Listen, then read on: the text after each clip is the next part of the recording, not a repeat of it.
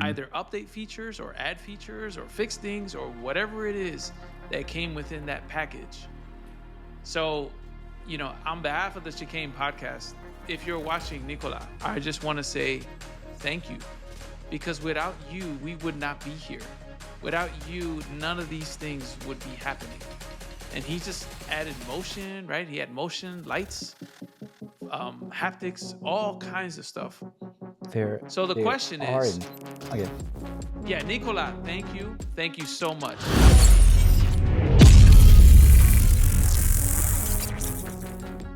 Hello and welcome to the Chicane podcast, where we discuss all things in the sim racing world. I'm your host, Jason Rivera, and I'm joined here by a plethora of individuals and professionals on this stream, and legendary folks as well.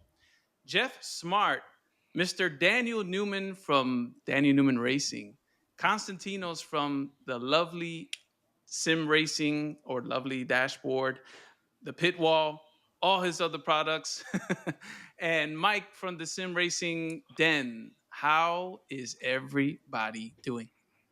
Yo, Jason. Fantastic. When we started this thing, did you ever think we would have three of the most iconic people in the sim racing world in our podcast? Dude, this is the hardest introduction I've ever had in my life. My legs are shaking. Dude, never thought we'd be here. It's awesome to have you gentlemen here.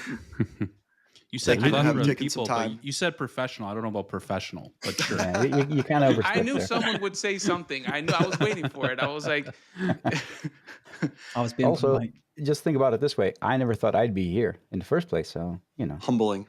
Yeah, same. So welcome back to the show, guys. There's been a lot of changes happening. In 2024 has been a great year for sim racing. We started the podcast in 2024. I got to meet all three of these, these gentlemen here on the stream, and it's been an absolute pleasure and honor and, fun. It's been fun having this connection with the community, and that's what this show is all about. This show is about bringing all the sim racing love together and sharing and having all kinds of, conversations and hanging out. So I'm going to start off with some announcements, which is not really an announcement. It's more of a question for Mr. Daniel Newman, who just recently revamped his entire ecosystem. Now he's got a plugin. That plugin saw a massive revision, and it's very clean. It's so clean, it doesn't even look like it's part of SimHub. It's like it looks like it's its own app. So I'm going to hand the mic over to Mr. Daniel Newman to give us a little brief synopsis on what's going on over at the DNR studio. Thank you. Like last time, firstly, thank you very much for having me again today. It is humbling. I think two of you just said it, to be kind of in a room with you guys. Constantinos, who in the last podcast I mentioned is kind of what kicked DNR all off, and obviously Mike as well. Jeff, we didn't get a chance to talk last time. It was just Eric and Jason. So it's great to have you today, or to be able to talk to you today.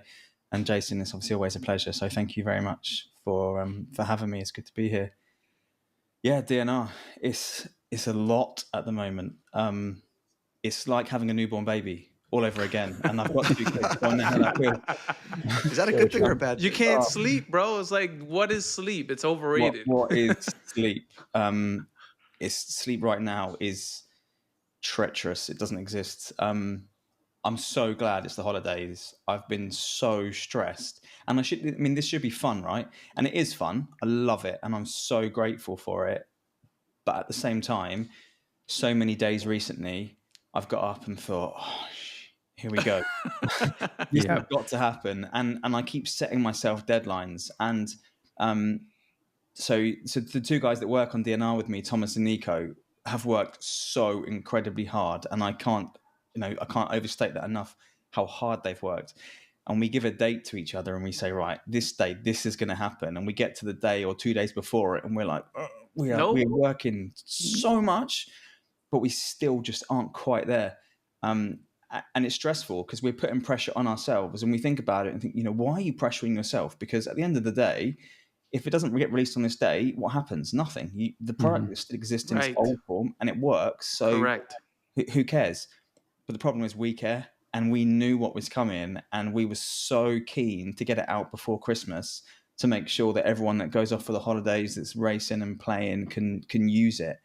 And yeah, so we thought we were 100% there last week, and we released the brand new plugin, which was huge in terms of completely redevelopment. Thomas has worked insanely hard on that. I think he deserves most of the credit for this, if not all the credit. Yeah, man. The UI in that is just phenomenal. I even got a message from Nicholas at SimHub to say I've seen it and it looks really good. And I don't talk to Nicholas that often, but I had to give that to Thomas straight away because I thought this is a big tick. So that made me feel really good and made Thomas feel good. And Nico too on the profiles has been absolutely banging work out left, right, and centre. But we thought we were there, and we worked really, really hard. We had some gremlins, and it's frustrating because I'm one of these people where someone says to you, "This doesn't work," and I can't sleep now until I've fixed it. I'm annoyed, and I have to get it, squared away. And there was a few of these, so it's kind of like you've already had all these nights where you're working till, and Constantinos knows all about this. You're working till silly hours of the morning, and you're thinking, "I've got to do it. I've got to do it." You don't have to do it, but in your own head, you've decided you have. So we're doing this, and my wife is like, "You need to take a break," and I'm like, "I don't. I've got to do it." And we had more gremlins, and we introduced new behaviors, which ironically are correct and they work as intended. But it turns out some of these behaviors aren't desirable for people, and we had to change some kind of red line stuff and introduce new behaviors, which meant a whole new release today. And my heart sunk, and I mean through the floor, this afternoon when Nico said the new release is ready. Dan, can you go and prepare it, zip it, upload it to the website? And I was like, oh, wow, it's going to be hours of my afternoon now that I wasn't prepared for. So it's amazing that we got it done, but I'm so glad that it's finished and you guys are now using it and we can relax for Christmas. Finally relax. I think it's phenomenal, dude. Amazing. Yeah. I will say this. You're never really done. It's kind of like building our rigs, right? There is no done with this type of stuff. Now, there is priorities, right? That you want your release, you want your products to work the way you designed them to work, but there is no done. Just remember that. It's just like work. I go to work and I do my tasks that are leading up to their due dates. But if I can push a little more, I can, but try not to burn yourself out because that's how that happens. I mean, yeah, always. Yeah. But I know how you feel when it's yours and this is your thing and it has your signature on it. You kind of like, nah, man, my stuff needs to be immaculate. It needs to be perfect. It needs to work. I don't care. I'm going to fix it and I want to fix it now. I want it done right now. And then, but later on, sleep is overrated. We always say that jokingly, but we all need a break sometimes, especially this time of year. It's the holidays. It's the time to spend with our families and remember where we all came from, right? Because that's how this is our hobby. This right here is our hobby, is our fun zone. This is our happy zone. Jason, I used the term professional earlier, and everybody kind of laughed. Like, which one of us is the professional in the group? And I think what you just said goes across the board for everybody on here. That's the level of detail that you guys partake in your product that you put out there, and you very much are professionals and put a lot of work into this. So, you laugh at it, but you guys do put a lot of work out there. And a lot of time, I think we just kind of overlook it as the end user, the level of detail. But it's great to see a little bit behind the scenes that it does take a lot of work to make these things look as good as you guys make them look. And, from the end user, thank you very much. Thanks, Jeff. Same. Yeah, we're all users. I'm a user of all three. I follow Mike the Sim Racing, then Constantinos, man, it's from day one, man. You already know. And Daniel Newman as well, man. I appreciate your work because without these three, we would be kind of lost, right? I mean, we'd have random dashboards that may or may not work or may not be accurate. So the things that you guys are paying attention to the most, the level of detail that you're looking at the most, it might be overlooked by a regular user. You know what I mean? You have to also realize that too, But then having the because not everybody perceives things the same way. So, but having a complete package ensures that. So that's my take on it. So I want to say thank you all for all that you do for this community, because it's because of you that we have such nice things like behind me and things working and something being so modern. 2024 has been a crazy year, and that's what this show is about. This episode is about what's happened in 2024, because 2024 is huge for sim racing, huge. But just one more time, thanks to Danny Newman, Constantinos, Mike, and Jeff too. Jeff is my buddy down the street. You know, if we need something from each other, uh, we're just across the way. And you guys have been supportive even across the ocean. You know, at different time zones. We appreciate all of that.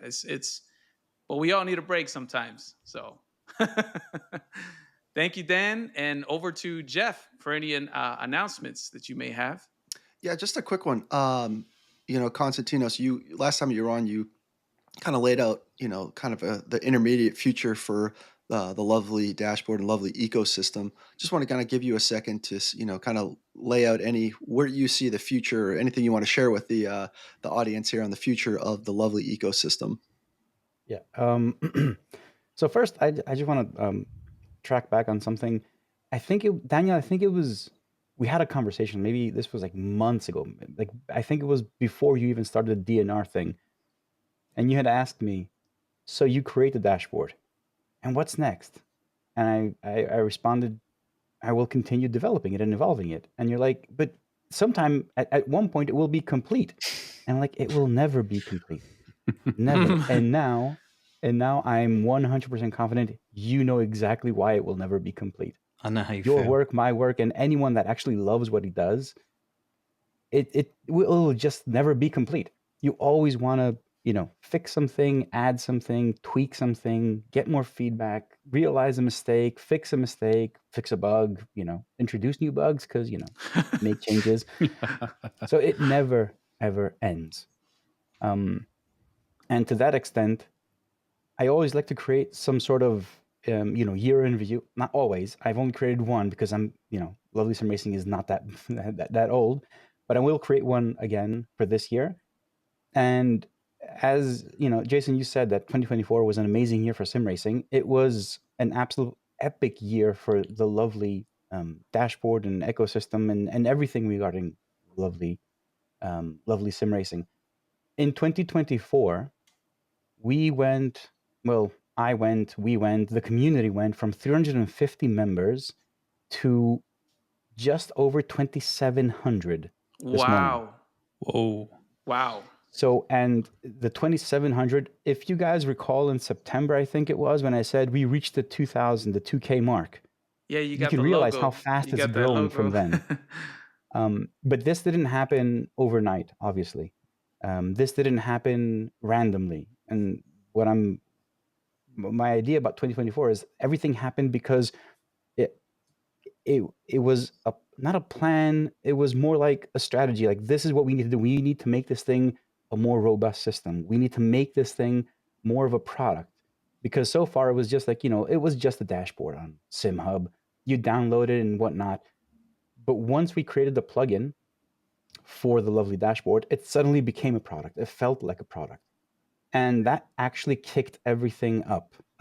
Memberships are now more integrated with features. When you are a member, and this was always a goal, I've always said this, like at first, when we first started, like in 2024 in the beginning, it was like, if you are a member, you get more often updates. But that's not really what a product is. A product should give you more, right? And that's what kind of switched with the lovely plugin. And that was my intention all along. Like, if you are a paying member, and you need to become a paying member because I need to live off of this, because this is what I do now for a living. So it's got to be a balance. But I wanted to give more. I wanted to give more value to any paying member. So the plugin allows me to do that. And for me, 2024 was all about, getting to a point of releasing the plugin. At the very beginning of the year, I always talked about the plugin. I'm not a programmer myself, so I needed to seek help.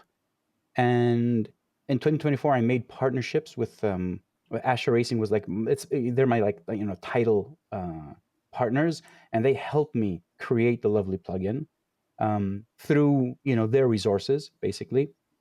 And once it was launched, the plugin, it took off. So it was like a year of preparation, a year of design, a year of discussion and strategy and what you want to do. And suddenly, when you release it, everything falls into place, and it felt so good. Honestly, like it was like, I'm like, holy shit, this is like one of the first times in my life where I planned something and it actually worked the way I intended it to. And not just on my end, on the user's end as well. I kind of like the feedback, it's mostly positive, which is kind of odd. Like I expect to hear negative and positive, but it's mostly positive. There's like a one negative, now and then, but it's mostly positive. So that just fuels me. And like it just kicks me in the butt and just shoves me in the right direction to continue working on that. So Yeah, for me, man. 2024 was amazing. Like the way the entire community grew. Discord went from like 4.5K to above 9K, so it doubled basically. Wow. Lovely plugin was released, and it helped me create that whole product ecosystem now. Partnerships with a lot of companies. I got to visit the ADAC and meet a lot of, Mike was there, so I met him in person, and hopefully next year we'll meet more people. There was also one more thing, like in 2024, I also finally updated the website with the store and everything. And that also helped me better market and describe the product, because before it was, was something on GitHub, Discord. There's like a link tree with links in there, but now there's a website and everything is in there, so you can download, you can do everything. The only thing you can't do in a website right now is sign up for memberships, and that's the segue to 2025. So what everyone can expect for 2025, and this is for me, this is like if the Lovely plugin was the first strategic move on creating a proper product, 2025 will see the next major strategic move, which is moving all of the memberships, everything onto the website. So the idea is that you can download, you can learn more stuff, you can do everything on the website, but you can also will be able to sign up for a plan, subscribe, pay, update, downgrade, upgrade your membership, cancel your membership, everything through the site. So moving away from the whole Ko-Fi Patreon style memberships. Multiple things, yeah. Yeah. So going into that, it's going to happen in Q1. So everything's been set up, everything's done. It's just a lot of testing now to make sure that everything works. But for me, that will be like the next major upgrade to how the memberships work and the community. So that will improve everyone's life. We will get rid of the like 9 out of 10 support questions. Discord isn't connected. I can't connect my plugin. Like all of that will be, done for, hopefully. And for me, that's like one of the biggest things that will happen in 2025. Of course, we have new features that are coming very early in 2025. Things that have been requested a lot, like the quick view. In the dashboard, just hit a button and it just shows up. It just changes the MFMs and I already it have shows a you a few things. map for it, man. I'm there ready. You go. Yeah, no, it's these are things like there's going to be a dashboard manager. So from now on, another big quality of life improvement for the lovely dashboard is you will download one file from the website, just one thing. It will be an installer, which will take care of moving the plugin into SimHub and restarting SimHub and doing all that stuff. And then within the plugin, you will just select what dashboards you want. It will auto install them from the plugin itself, so you won't have to download, a dashboard here, there, install it. It'll be just one installer, and then within the dashboard, you can install, update, and remove dashboards. So that's going to be quality of life improvement. Again, coming in Q1 2025. There will be a change in partnerships. So the way I work with companies, manufacturers, either it's either going to be like steering wheel, DDUs, rigs, other software companies. So I'm working a lot on that. I can't say too much on that because it's still in, it's a NDA? work in progress. NDAs? Anyone? There are a few NDAs, but what I'm talking about is like on my end, not on what they like. I have a few NDAs with companies, which I can't talk about at all. But this is something that I don't want to talk about yet because I want to put it in place and see if everyone and how everyone responds to it. Well, we can't wait. The idea is that try and get the lovely ecosystem in as many places as possible and make it more accessible. So all, like, if you notice, like, all these changes that I'm planning, they're all quality of life improvements. We will have new features. We will have new, like the animated idle screen for members. So all these things are coming, but for me, these are like small bits. The greater strategy is to make everything work better and get it in more hands as possible, Right. And I guess the final thing, I can't talk about it. No. But one of the big Come on, things, bro. I can't. But Well, let him talk I've about the teased thing he this thing can't a talk lot. about. I've teased it a lot. But one of the things that I want to do in 2025, hopefully we'll be able to actually do it, is a new product, hardware product, not software. And it is installed on my rig right at this moment, but you cannot see it. Oh, man. Get him a couple more drinks. We got any Maybe he'll hackers show on us. stream right now that we can turn this camera? Yeah, you can't. Well, we I can't bet wait. you it's a steering wheel. I bet you. No, it's not. I have it's my not. But guesses. I have the my point guesses. the point is that I'm trying to Spill it, Mike. to make things that make our life better. All right. So yeah, I can't divulge in any other details. I won't. Damn it. You're say gonna yes kill or no me to with this. anything. You're gonna. But 2025, honestly, I think will be epic on every front. But most importantly, making sim racers' lives better. Not just the love dashboard. I'm talking about like other stuff as well. So hopefully it'll work out. And for those that were interested, Cube Control stickers are also in the works. So. Okay. I know a lot of people are saying, where are they? I'm like, it's not that easy to make them, but they're coming. So yeah, it's been an extremely busy year, 2024. 2025 seems to be even more busy and hopefully more successful. And to bridge those 2 years, I'm taking 5 days off. Win. You deserve it. Don't splurge. You get 5 days off, man. Yeah. Not the weekend. No, I think so. Okay, this is past all the 2024 and 2025 things. Just a discussion that kind of hits me really weird because right now this is all I'm doing. So I wake up in the morning, I do all the stuff, like take my daughter to school, do like run some errands, go to the post office, ship stuff, go to the gym, come back home, and I start working on lovely ecosystem. Either do it, admin stuff, either store stuff, or actually working on the product. And this one morning, it was like it went like we were running a bit late with my wife, and it was like 10:30, and I'm like, I have to get back to work. I'm late. And she turns and she's like, why? I'm like, because I have to. But she's like, you are your own boss. I'm like, yeah, but I mean, I have to. And at that point, it just hit me. I'm like, shit, I'm doing something that I love.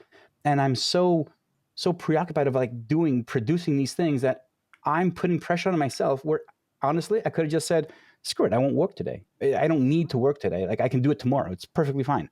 Absolutely. I didn't have to release anything or anything, but it was like, I have to get back. I have to work.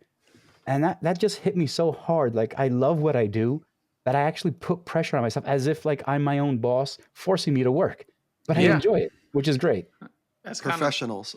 I used the word comes up again, just an example of the professionals that you guys are. Yeah. That we all feel, whether it's for someone or for yourself, you can't escape it, but I'm excited for all these changes, man. That's what's up, man. So I think 2025 will be, honestly, the way like everything, just one example of how much work goes into a few things. I won't say, and Daniel knows this absolutely true, like coding wise and development wise for the dashboard, how much work goes into that, the practical part. Like you want to do something and you have to spend like 3 days, testing and tuning and fixing, and it's 3 days where it might not work out at the end. What I want to point out is things like the memberships on the website, which should be trivial in 2024, and it's not. You won't imagine. I've spent nearly 3 months every single day talking to either developers or app, because my shop is on Shopify, right? Talking to Shopify developers, trying to find what I want for the best experience for the users. And it's been around 3 months in and out of calls, meetings, talking to companies, negotiating prices because they're insane on Shopify. Like I heard like prices like $5,000 per month. I'm like, guys, you're crazy. Damn, wow. You go to Amazon, not me. And all of these things add up at the end. And you're kind of like, you wouldn't expect it to be so hard, and it is. And I finally found a company that does exactly what I want, and they've been very responsive, and they're very professional, and they made changes to accommodate my needs, which is amazing, and I appreciate that. And we signed and sealed the deal. We're working together. But I look back, I'm like, this isn't something that happened today. It's been 3 months of me Right. going back and forth and trying to find it. So it's what people don't really realize, how much work actually goes into not just the practical stuff, but running this thing, making everything work better. And that's why I personally appreciate a lot of the stuff that Daniel does, because I'm like, I could not do that. And then I realize, but the stuff that I do also, some person might think I would never do that. So it's kind of like, the whole thing goes in circles, basically. Right. And there's a lot of time going into things you would never imagine you'd have to spend time on. I'm glad you said this. Yeah. I mean, I've always said it, we need to protect both of these ecosystems because they're vital to me. I need them. I need them, and I need them to work. And I'm always trying to, whatever I can do, right, to support. And it's not a money thing. It was never a money thing. This is a development thing. I want things to get better. We got 2025 coming in a few days, and that means AC Evo, which I can't wait for AC Evo. But yeah, I really, really thankful for all three of you as well. All three of you. Mike's like a mentor to me. He's a mentor. I hit him up. It'll be whatever time of day it is, and a few hours later he'll respond. I got you. I understand. We're in a different sides of the planet. And speaking of Mike, so what's next for you, Mike? I wanna touch on your on your channel and your you have your own group. I think you have the biggest sim racing group ever. Yep. I know it's on Facebook, but 100 and what's the numbers now? It's like I think it's like 128, 127. Could be wrong, around there. Members, people. 128,000 members that are all sim racers. Yeah, different sim racing age setups. Groups. It's crazy, man. Yeah. So what are your plans for 25, man? Because if you want to reveal those. Yeah, I mean, I don't have anything top secret, but I mean, these are tough acts to follow. I just want to say congrats to Constantinos and Daniel. I've been sort of, I've been watching them progress and grow in their products and their ecosystems. It's just incredible. And I get it in a different way. This sort of wanting things to be perfect in the work and the time and the energy, because it's the same for me, right? I have to push myself to work on that review. I mean, this year was incredible. The channel now is 81,000 subscribers. Nice. So much has happened in 1 year. I've reviewed over maybe 40 different products this year, which is a lot. That is a lot. Jeez, I didn't know it was that many. I kind of made a personal goal to myself to try to get a review out at least once every week or every 2 weeks, which I think I've done for the most part, but it's tough because this isn't my full-time gig. It's something that I do, was a hobby, and something I do part-time still.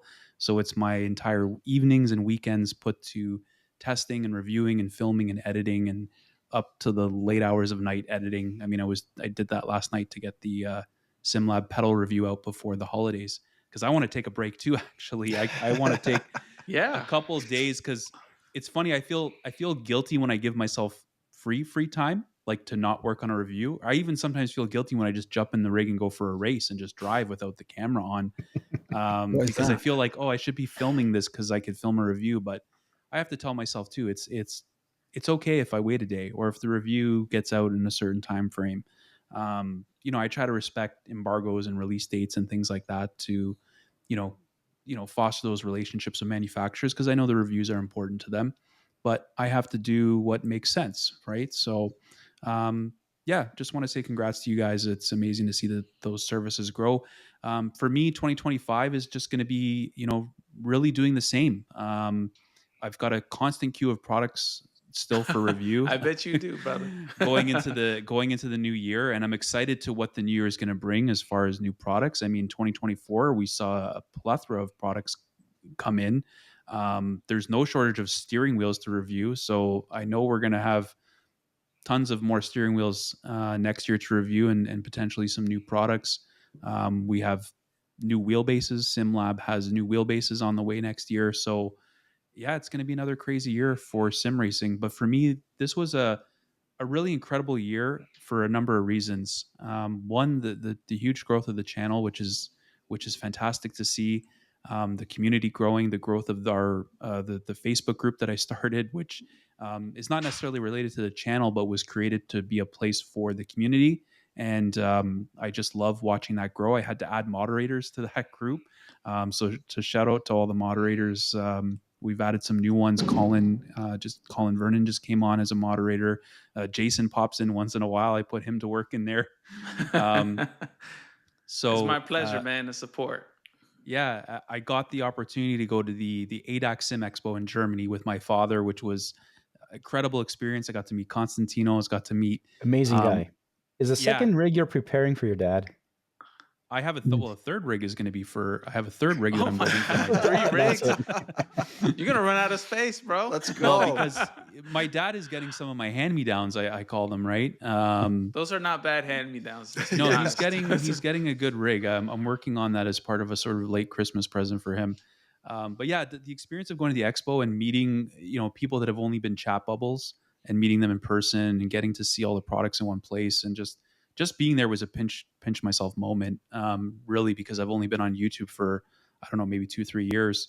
So, I just kind of dove into this, and it's just really, and then meeting people like you guys, like that's the thing, is the friendships that I've made this year has been incredible. Never would if someone had told me I'd be talking to all of us from all around the globe right now, like in 4 or 5 different time zones. I wouldn't have believed you, honestly. So this hobby has created so many friendships, so much joy and fun in my life.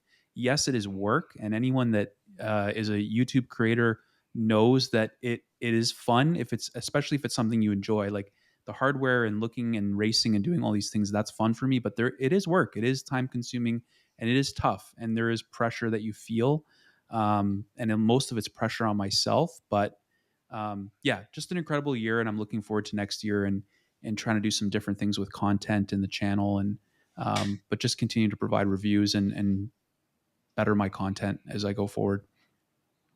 I love your videos, man. Especially that cinematic intro. You can't Always. beat those, man. Oh, Never it's stopping just doing that. That's for butter. me. I love doing that. Yeah, that's kind of your signature. So Yeah, we I love like it too. I want to see Daniel Newman at the ADAC next year. If anybody, yes. who do Me I need too. to who do I need to call? No one.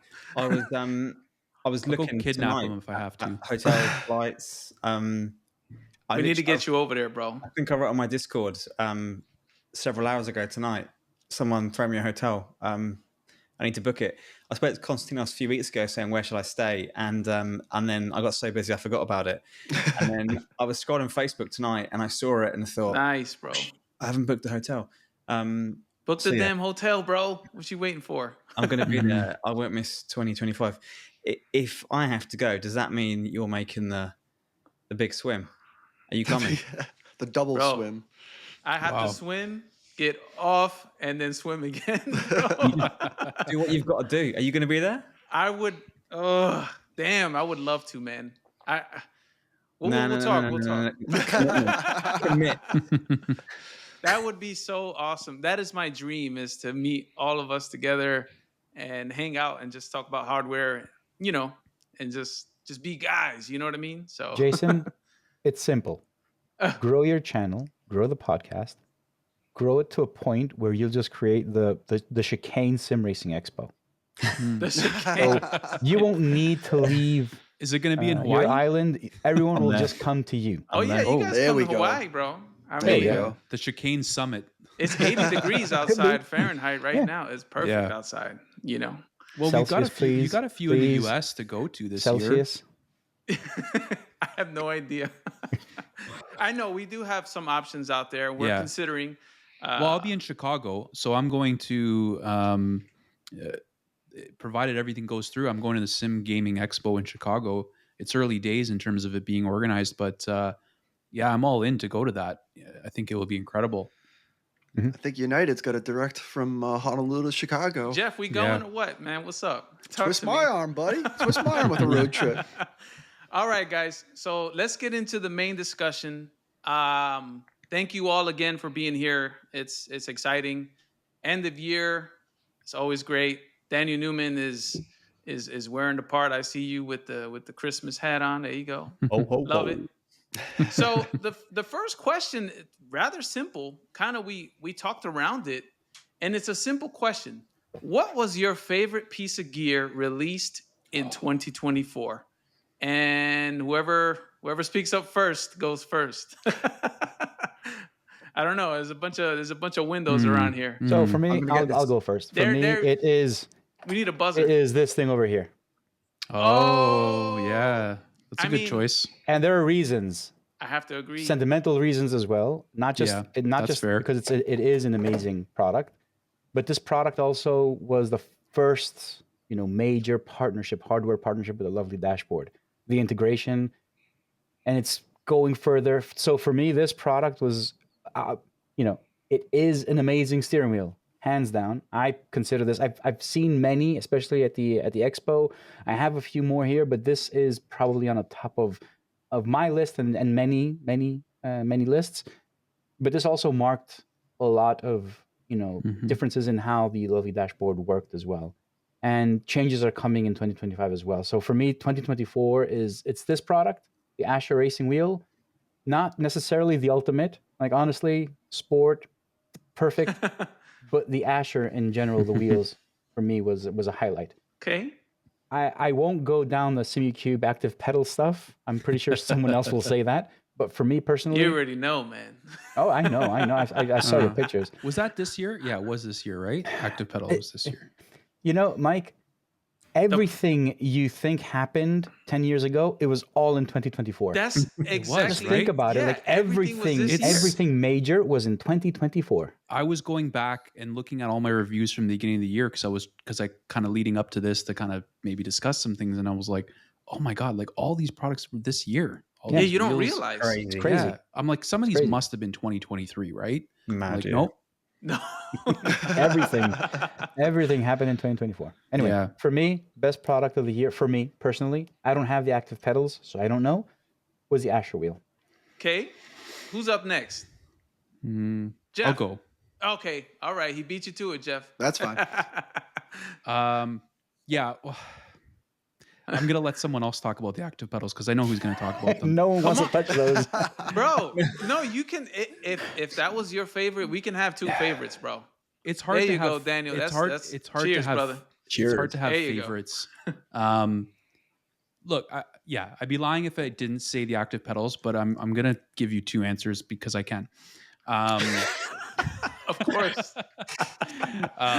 Yes, the I active love pedals. The active pedals were exciting, an exciting product because this was a new sim racing product. This is the first force feedback pedal. Like this is, there's years where you have a lot of sort of development of things, but then you have years where there's something new, and that was a new product, right? And it's been, I think, an incredible game changer, and I think it will shape the future of sim racing pedals. I think we talked about this, Jason, or maybe on another episode or at some point, that sort of you're going to see more iterations of force feedback pedals, and that will start to become, I think, a bit of a standard, and start making its way into a mid-range price, maybe, as the technology changes. That's just a prediction.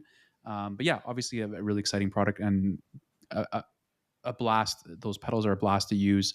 The ability to make changes to profiles, if that's something that you enjoy doing, to not have to get down with an Allen key and make adjustments.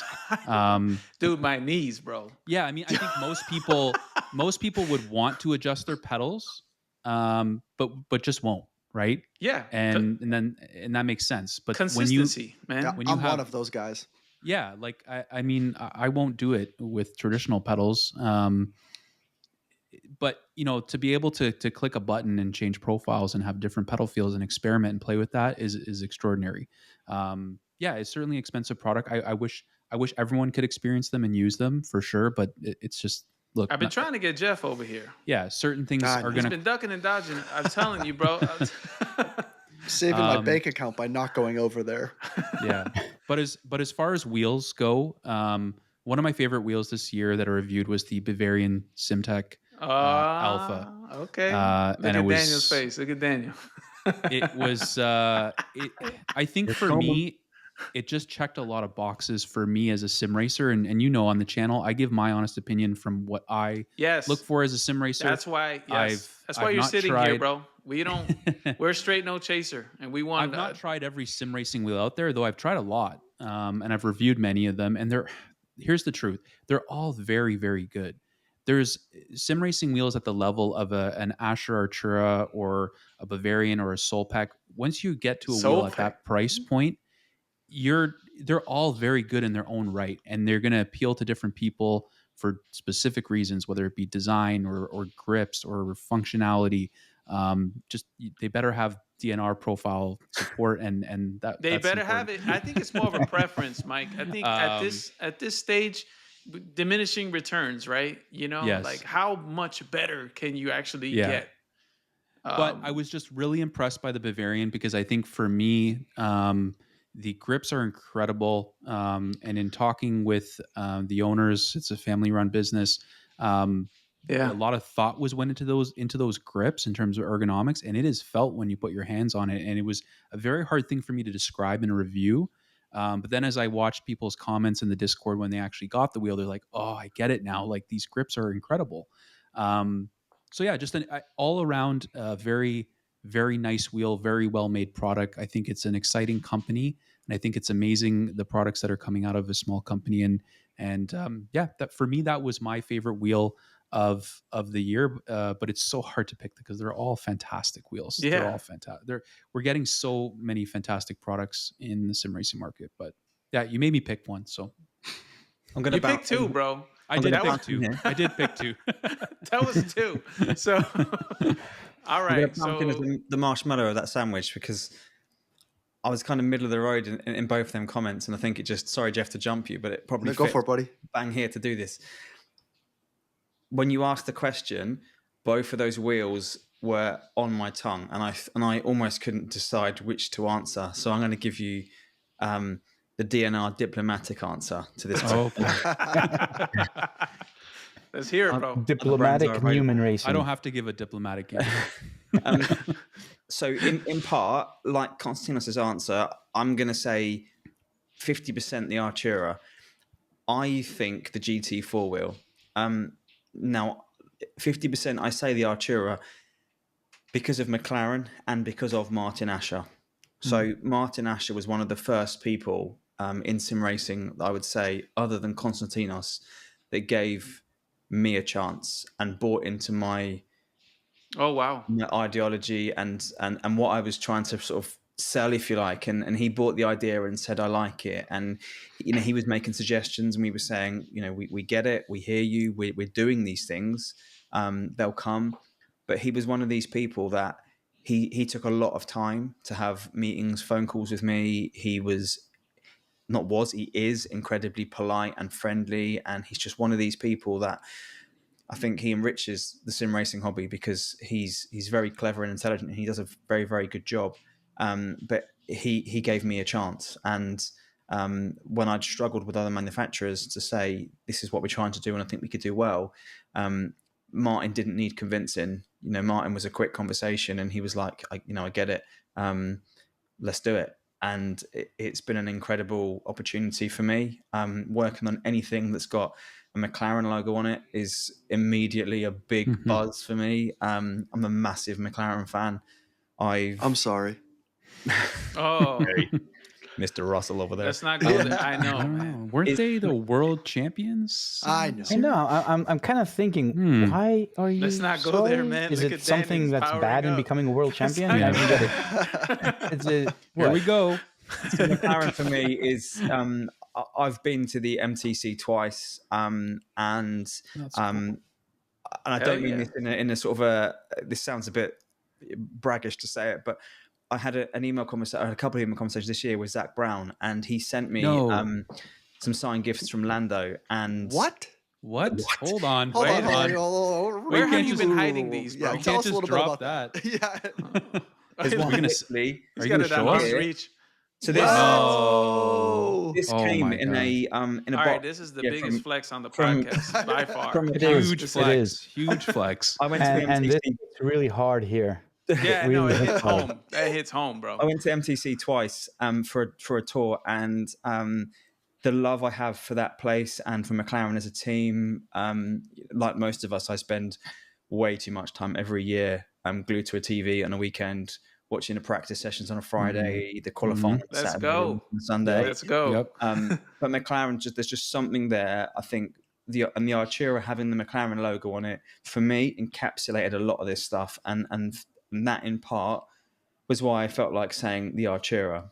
The second part of me, and this is the diplomatic bit, is the Bavarian Simtech Alpha. It's so difficult not to talk about that when you talk about good things. And like Mike, I've been really, really fortunate this year in working with a lot of manufacturers, and a lot of different steering wheels have passed in front of me. And I am very lucky to have done that. And one of the fortunate wheels I've had the chance to use is the Bavarian Simtech Alpha, and I like it for so many reasons. Mike touched on it, the family business.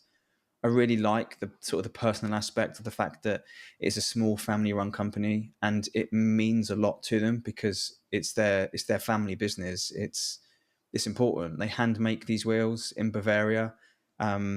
And I think that's quite special for them. And for me as a consumer, and this is something I try to always drive the point home, particularly with DNR profiles, I am a user. I don't get huge amounts of time to drive, but I love driving. And when I'm driving, I like using this stuff. So Yes. having things that I like and feel good are important. And so as a company, a lot of their values and ethos kind of align with my own personal values and beliefs. And I think a lot about that. But then secondly, it just is a really nice product. It feels great to use. I am a sucker for nice boxes and packaging and stuff, and they've got all of that. Yeah, I'm their the boxes, same, bro. Their boxes are some of the nicest. Like I just got the control center here, Yeah. and just it's like the Apple. I think it's better than Apple. There's 5 grown men talking Yeah. about Hey. boxes, but yeah, I think when you open a product and it doesn't matter what it is, be it an iPhone, a new TV, a steering wheel for your sim. When a company's put effort into the box, the manual, Yes.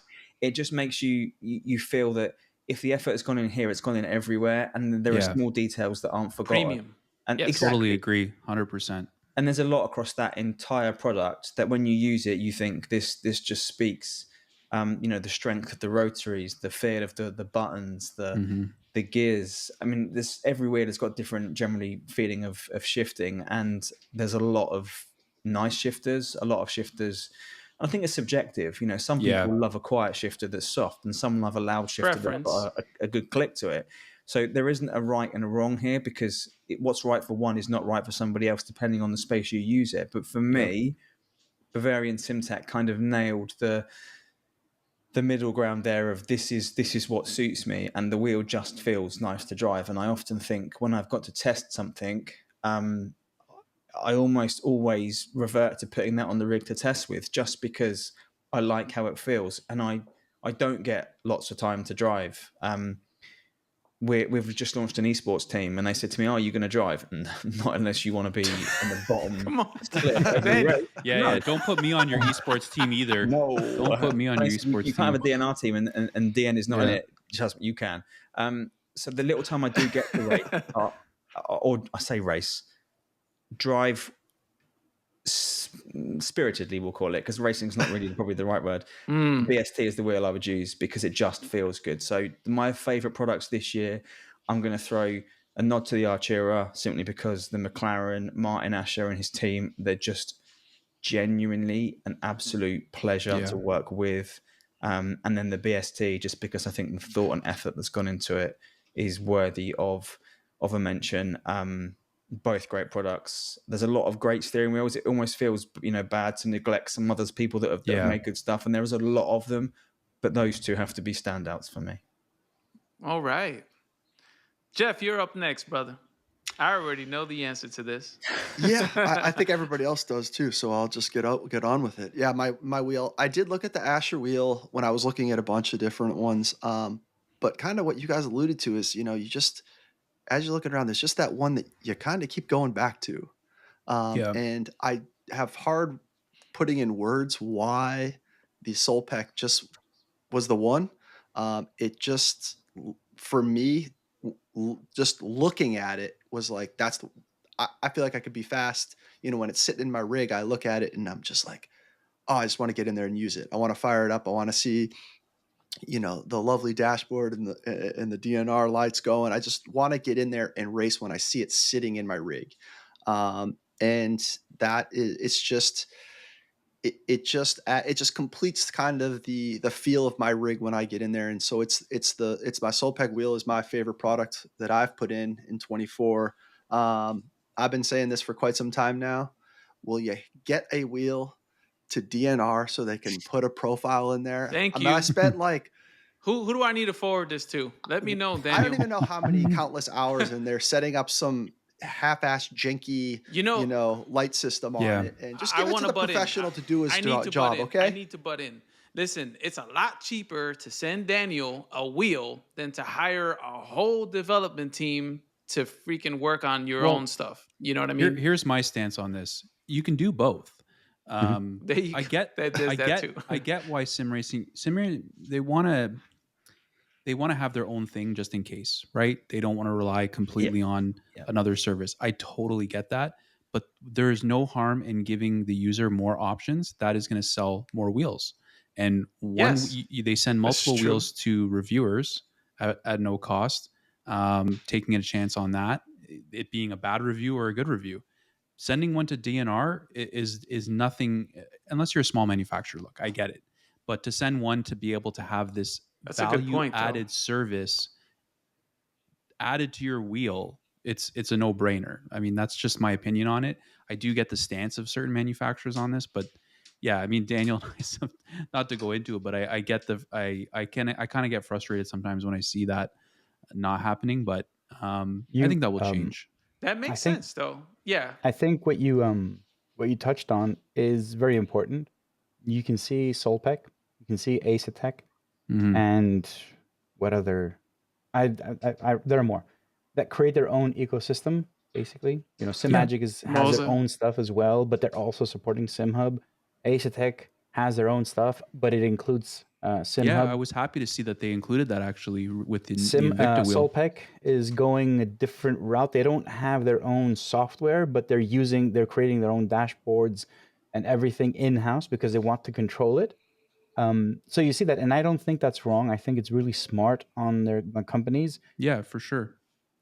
I had some. So Jeff, just so you know, and this is not a secret, but it is, I guess, more official now. I can say it. There will be a lovely dashboard tailored for the Solpec. Woo! So look at that, you know how man. you have Christmas, the Solpec, Jeff. and you Merry have you know how you have on the Solpec all the options and dials and everything that work with their dashboard. Well, I'm working with them to bring all those options to the lovely dashboard as well. So just as you have like native integration with the Asher, you also have for the Solpec. But I've chatted with them a few times, and it's the same. Like they're not going to stop creating their own stuff. Yeah. It's a company. It's their mentality. It's a strategy. Yeah. Same thing with Asetech. I don't think anyone should. Yeah. No. Yeah, they won't stop. And I think it's not a bad thing. It's a good thing. Having worked just a bit with Moza and their own dash editor, it's very primitive. It's got like maybe 1 out of the 1,000 features you can do on SimHub, but they're trying. I don't know if it's going to be good or bad or whatever. But you can see a lot of companies are trying to get into that space. Some will fail, some will succeed. Yeah. The ones that will succeed will drive SimHub to a better place. They'll drive themselves to the better place and everyone else as well. So the competition will just make everything better. So I don't see this being like, why are you building your own stuff? They should build their own stuff. Like when Solpec made the dashboards and everything, the first thing I did was look at them. Like, what are they doing? And I noticed that they're basically doing the same thing Martin and I were doing with the Asher. It's not different. It's just basically the same thing. They just have different options. So for me, it's always evolving everything that we're doing taking it into a better place. So I'm all for it. Choice is good. I think Yeah. choice is important, and I think the important thing is let consumers choose. I think Right. I'm not saying DNR is the answer, but I think a lot of companies, and I won't name any particularly, but a lot of companies make really, really good software of their own, and their own developments Hmm. need to be applauded. In fact, I will name one, and I will say Solpec. They make really, really good things. Their plugin is great. Their profiles, their dashboards, they've done a really good job of it. You can see they've invested a lot of time and effort, and it shows. I like it. I think it's great. I think anyone using it is going to have a good experience because you can clearly see they've invested the time and effort into doing it.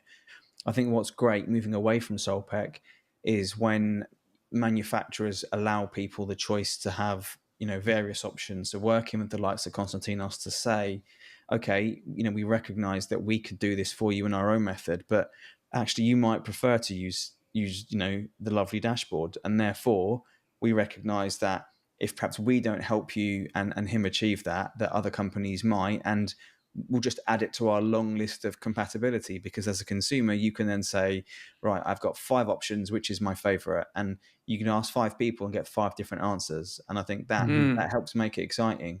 Yeah. For DNR, those people that haven't worked with us yet, we will keep trying, as much as we reasonably can do. But I will say in 2025, for those that haven't had any success yet, we will do other things to try and ensure that you are happy. So, Jeff, I fully get you aren't yet because you can't use it, but we will make things happen in 2025 so that one way or another. It's been massive in topic with me, Thomas, and Nico of the last few weeks. We will make things happen to ensure that people like you and many others that have got unsupported devices can have support, whether that's officially or unofficially. But it's important to us, and we recognise that people like you exist that want it, and we will try our very best to make it happen. Look Yeah, at that, Jason. man. Two things before I kind of we move on to the kind of like the next question. The Solpec was nice because I did reach out to them and said, hey, is that you're advertising 8 to 10 days turnaround time? Is that accurate? And they're like, yep. We once you spec it, we build it. And I thought that was cool that I put an order in and then they built it for me. Yeah. It wasn't sitting in a warehouse, and I just got the next one that was at the top of the box. Like they built it and they tested it in the previous episodes. I did talk about this a little bit, but I said, hey, I don't want the stickers on. Okay, no stickers. You can do all that stuff. So it was really cool that they did kind of build it, and they were super quick turnaround. So I do tip my hat to them and their customer service and stuff for that stuff.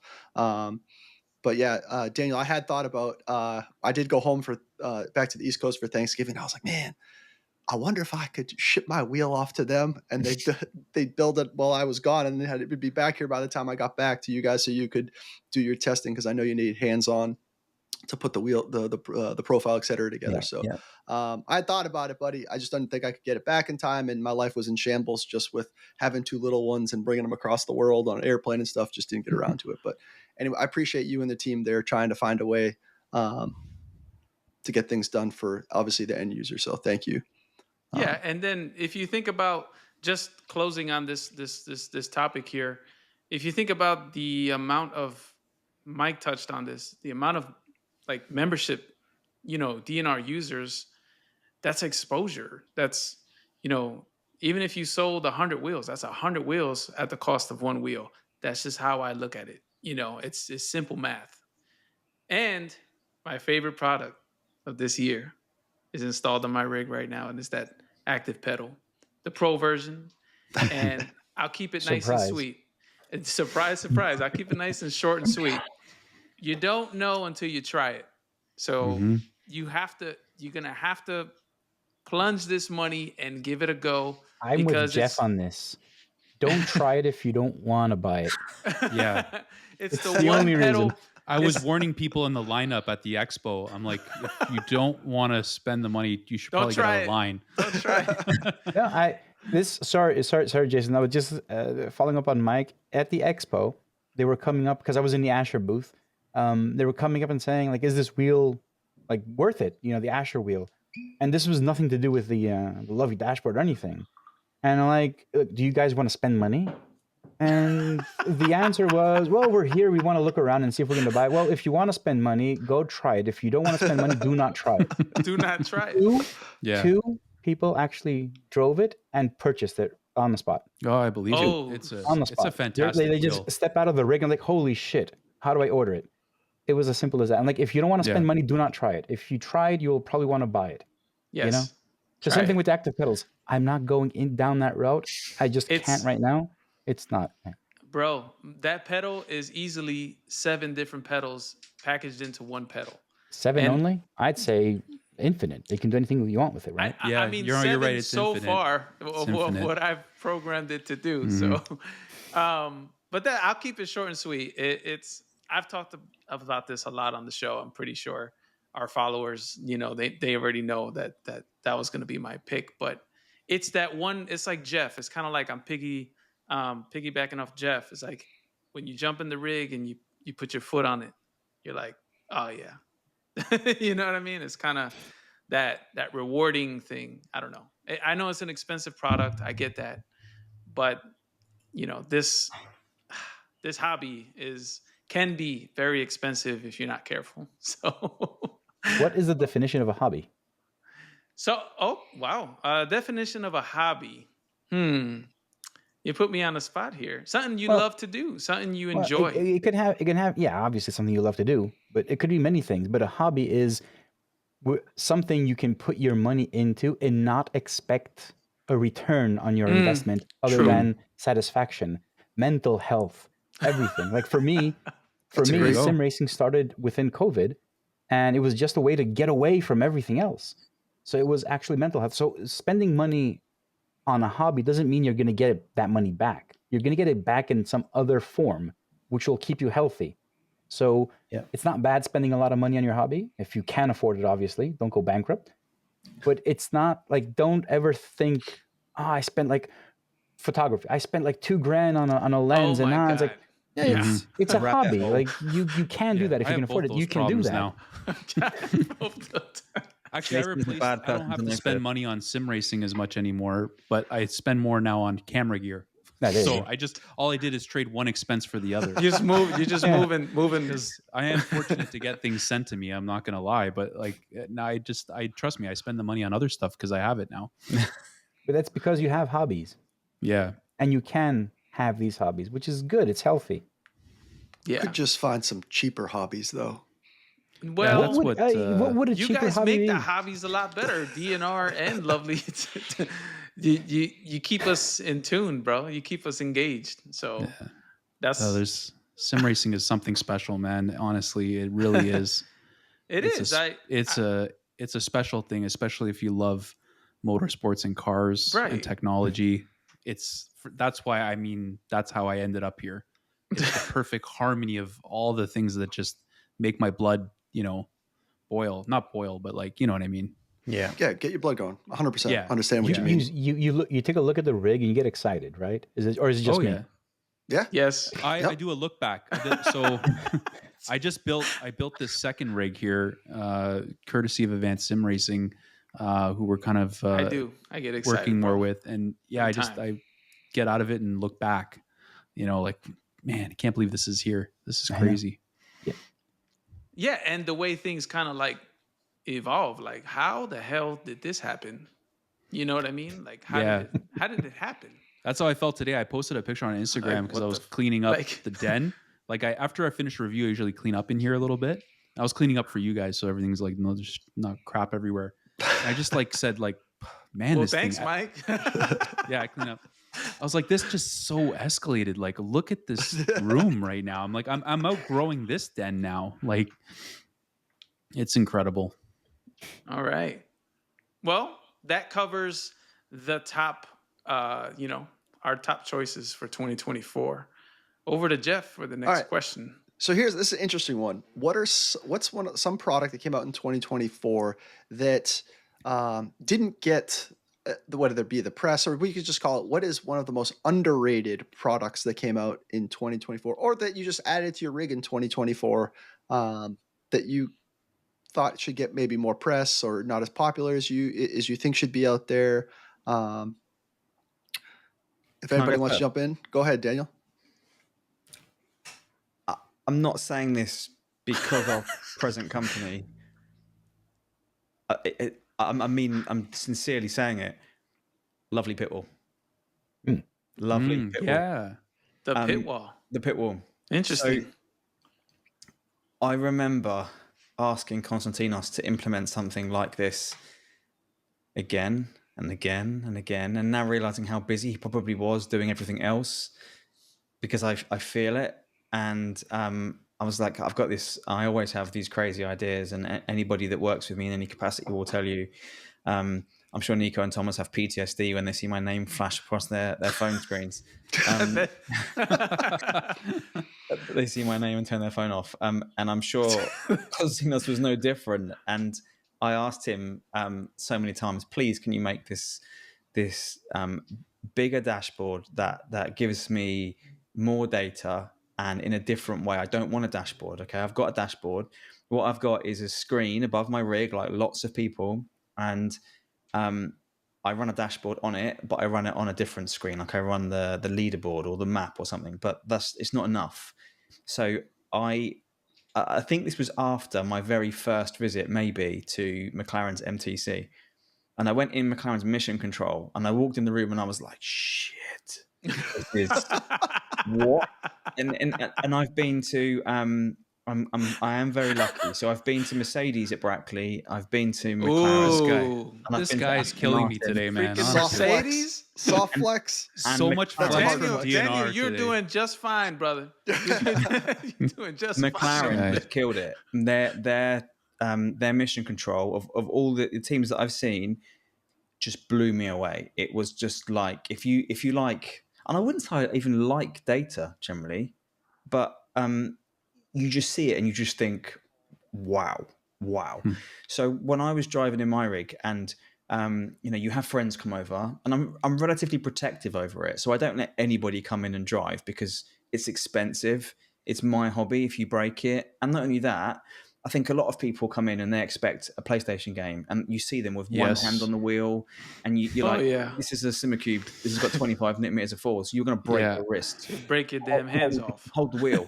And they drive it around like two fingers on the wheel. And so I'm quite protective over who drives. But when you get somebody driving and you step back, I found myself looking at the fourth monitor, and I'm thinking, I can't see the kind of things that I was thinking of I wanted to see. And so I pestered Constantinos and said, please make this new dash. And eventually he probably had the similar PTSD of that's that man's name again. I'm just going to make it and he'll go away. And I see him laughing. He knows that the feeling is coming back. And he made lovely pit wall. And I think it's one of the most understated products, because unlike all of the manufacturer wheels and hardware that gets banded around, it's and you see it a lot, that people will talk about hardware because it's physical and you can see it, but people don't often talk about software or the digital packages that are on offer. And for me, Pitwall is sensational. The room that I'm sat in now is I call it the DNR studio, and I spent catastrophic amounts of money late summer this year to build this room. And when I built it, literally one of the most important visions I had in my head was lovely Pitwall on a wall, and all I could think about was, I have to have lovely Pitwall in here. And this one day, the delivery company arrived with a TV, and houses in the UK are not massive, so space is more of a premium than they perhaps are in the States. So TVs aren't generally as big as they are over there. So in my living room, I've got a 50-inch TV, and my room is like 3 by 4 meters or something crazy. So a 50-inch TV is quite big in that room. This TV arrived and it was 65 inches, and it was like the length of my hallway. My wife is like, what the f- is this? And where is that going? And That's I was a like, 65 in there? Pitwall. She's like, what? It's lovely Pitwall. It's going in the studio. And she just didn't get going it. in the studio, bro. And I remember when I set this room up, I had the TV on the wall, and I was so impatient to see lovely Pitwall on the wall in this room. I reached out on the DNR Discord and I said, can somebody please drive with Pitwall on their PC and record Pitwall in OBS, upload it to Oh my YouTube God. on a loop, and then send me the link. And they did. You had that up before the sim rig was in there in the studio, I'm pretty And sure. I had it on the wall behind me, and I had 2 phone calls, Freaking. two different companies, really big sim racing companies, and I had Pitwall on the wall behind me, and one company were like, "What's that?" And I felt like a giddy child, like, "Oh, here we go." How would you like to know? How did you explain? I want to know how you explain this to the guy. I can't remember. He probably looked at you with the blankest face ever after. I put so much effort. Yeah, he went catatonic on you, bro. He was like, huh? I put so much effort into getting this thing on the wall in here that, of all the things this room is meant to be, and ironically, it's not on now. There's a big screen behind me, but I love coming in this room and going on the rig. And I had another company visited me recently, and they came in here to drive, and a lovely pit wall was on the wall behind me again. And it's one of these things where whenever somebody's in this room, the rig is cool, fine. There's wheels everywhere, they're fine. People always look at the TV screen and they're like, what's this? And I honestly feel like it should have more exposure and it should have more press, because it's one of these things. You talk about the look back. I kind of feel like this with lovely Pitwall sometimes. I look at it and I think, oh, it just looks so good. So for me, sorry, Constantinos, but this year's underrated and should get more press is the lovely Pitwall, because it's just very, very So good. much work to do. There's so much work. I know. So was you, Daniel. It was you're the reason, eh? The pit wall. I know it was. I will Daniel's confirm. fault. I will confirm Daniel's story. So the pit wall was something. I don't recall if it's Daniel's word that got me into it, but it definitely is Daniel that made me finish it. PTSD. But the thing is, the pit wall is so hard to develop, not design, develop, because it is so data intensive, and SimHub is not an app that does rendering the way it should. So getting it to a point where it is today, for instance, I mean, Daniel, you will remember this, where I released a version of the pit wall, and almost like 2 days later, I released a brand new version of it because it was so bad. Yeah. It did not work. And it wasn't because I didn't test it. It's because there were so many edge cases and users everywhere around the world that were actually using it, that they're like, oh, it's not working anymore. I'm like, why isn't it working? It's working for me. And then I realized the reason why it wasn't working, and I had to rewrite everything. So every time the reason why the pit wall doesn't get as often updates is because every time I change a single thing, I need to test it and test it and test it and make sure that it will work until something, maybe something changes. But it is a very heavy dashboard for SimHub to handle. It's on the limits of SimHub, basically. Well, you've got so many pieces of info. Is that the challenge? It's just that so many pieces of data and information and in SimHub one doesn't place. really render like an app. It's basically a browser, so everything you see is being drawn at that point, even the letters. So it is very intensive. But what's going to happen, and this is something I've already said, what's going to happen with the pit wall is it's going to become more of a control center. So you will have the screen where everything is present, but that screen, the data will also break into separate screens. So if, for instance, you were an engineer and trying to look at what your driver is doing, you can put 3 different screens on 3 different monitors. So you'd have like the map on one, the leaderboard on the other, and telemetry on the third one. That would reduce the strain on the actual dashboard, on the pit wall. I need more because every screen wouldn't have to render everything. Each screen would render one bit. Well, I still want to copy Daniel. Like I used to have a TV on the test rig. Now I switched it to a triple. I'm like, well, I have an extra TV now. Probably should put up lovely pit wall somewhere in the den. There you go. There you go, man. But yeah, it is one of.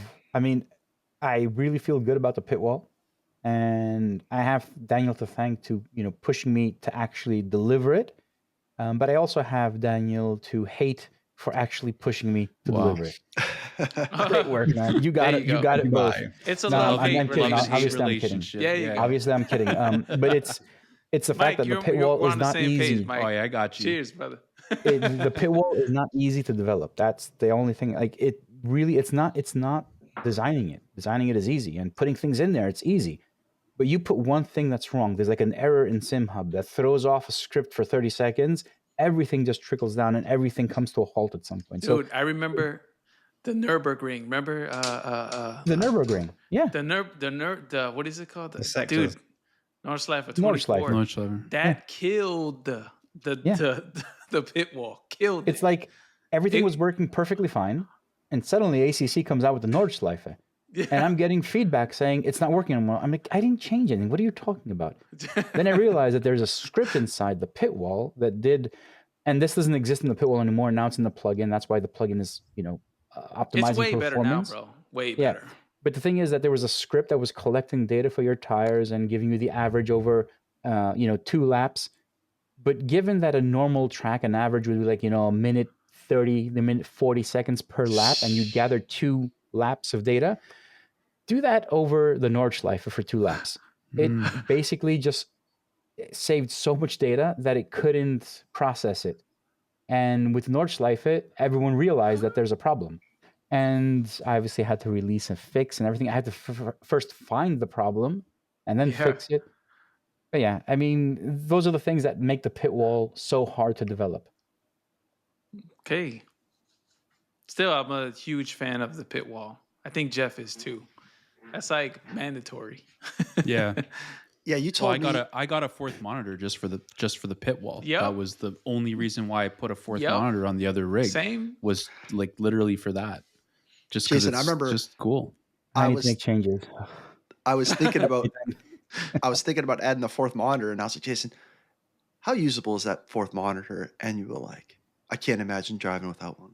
And I'm like, you are so full of it. Like, you're just trying to get me to get a new monitor.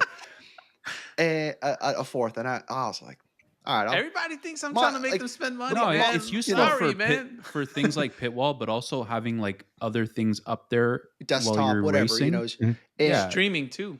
And For monitors, streaming, great. the monitor up there doesn't have to be a super nice one, so you can get them fairly cheap. And I went and did it, and now I'm like, God, he wasn't lying. Like, I can't imagine getting in and not have it. Would just be like something's wrong, something's off. Yeah. So Yeah, man. We're There's, spoiled with that thing, Constantinos. There's well, I keep on saying like things that are being developed, but there's one more thing that we're working on a POC with my developer that will change the way you use the pit wall. So that's coming too in 2025, hopefully. Constantino's just dropping bombs. No, there's you guys With can't imagine. dates I have in post-its. sight, bro. 25. We haven't, dude. That's a long time. That's 365 days, bro. Yeah, Yeah. give us a quarter. Q1, I know. Q2. No, not for this. Not for this. If anything, I would say Q4, end of Q4. Oh, Q4. It's really it's going to be big. Bro. It's going to be big. It's going to be. He's gonna say by Q4. By Q4. Yeah. I have post-its. I organize my thoughts and processes and everything on post-it notes because they're simple. And when you're done with something, you just throw it out, or you can just swap it out and move it positions, whatever. On my desk downstairs, where I do all the admin work and I do designing and all that, my desk is just full of post-it notes, and more than half of those are projects that are in progress. Some of them more, some of them less. But most of them are going to happen in 2025. So I can't talk about all of them, but the stuff that I can talk about, and I'm not dropping bombs. They're not bombs, are they? There's a lot of classified information in Yeah. Constantino's But house. Right it's now. not classified We because need to it's go to classified. Greece. You need to like there are stuff. Let me So catch a flight over there, man. I don't know. So the thing Me is, and Jason are in the there office are taking pictures of the post-it notes while recording Jeff's this distracting him with a downstairs. GoPro. Okay, we're in Constantino's thing house is- right now with a flashlight. Yeah. the thing is, there are projects that are under NDA, which I haven't even mentioned because I cannot even mention them. But there are other Understandable. projects, like the one that I just said, that's not an NDA, it's my project, but I can't say more because we're still in like the POC, like, proof of concept. Yeah. We're trying to figure out if this can happen. Okay. So there's not much to talk about. But if we deliver a POC within Q1, then by the end of the year, we'll actually have a product. This is brand new. So there's not much to talk about. Honestly, there's not much to talk about. So until, like, if I have a proof of concept that I actually can do it, I will talk about it. But right now, it's just, there's no point. Okay. All right. Fair enough. We won't harass you anymore. You know, Thank you very much. we're just Today. trying to today. Yeah. Michael, what do you have Maybe for recording ends. underrated product? Yeah, Mike, what you got? I mean, Sorry, you're it's not Lovely Pitwall, but I do love Lovely Pitwall. It's my favorite. Is it DNR? That's not underrated. Not underrated. It's not underrated. Actually, it's funny that you asked me this question because the last review I just did, I uploaded it this morning, is the SimLab XP1 pedals.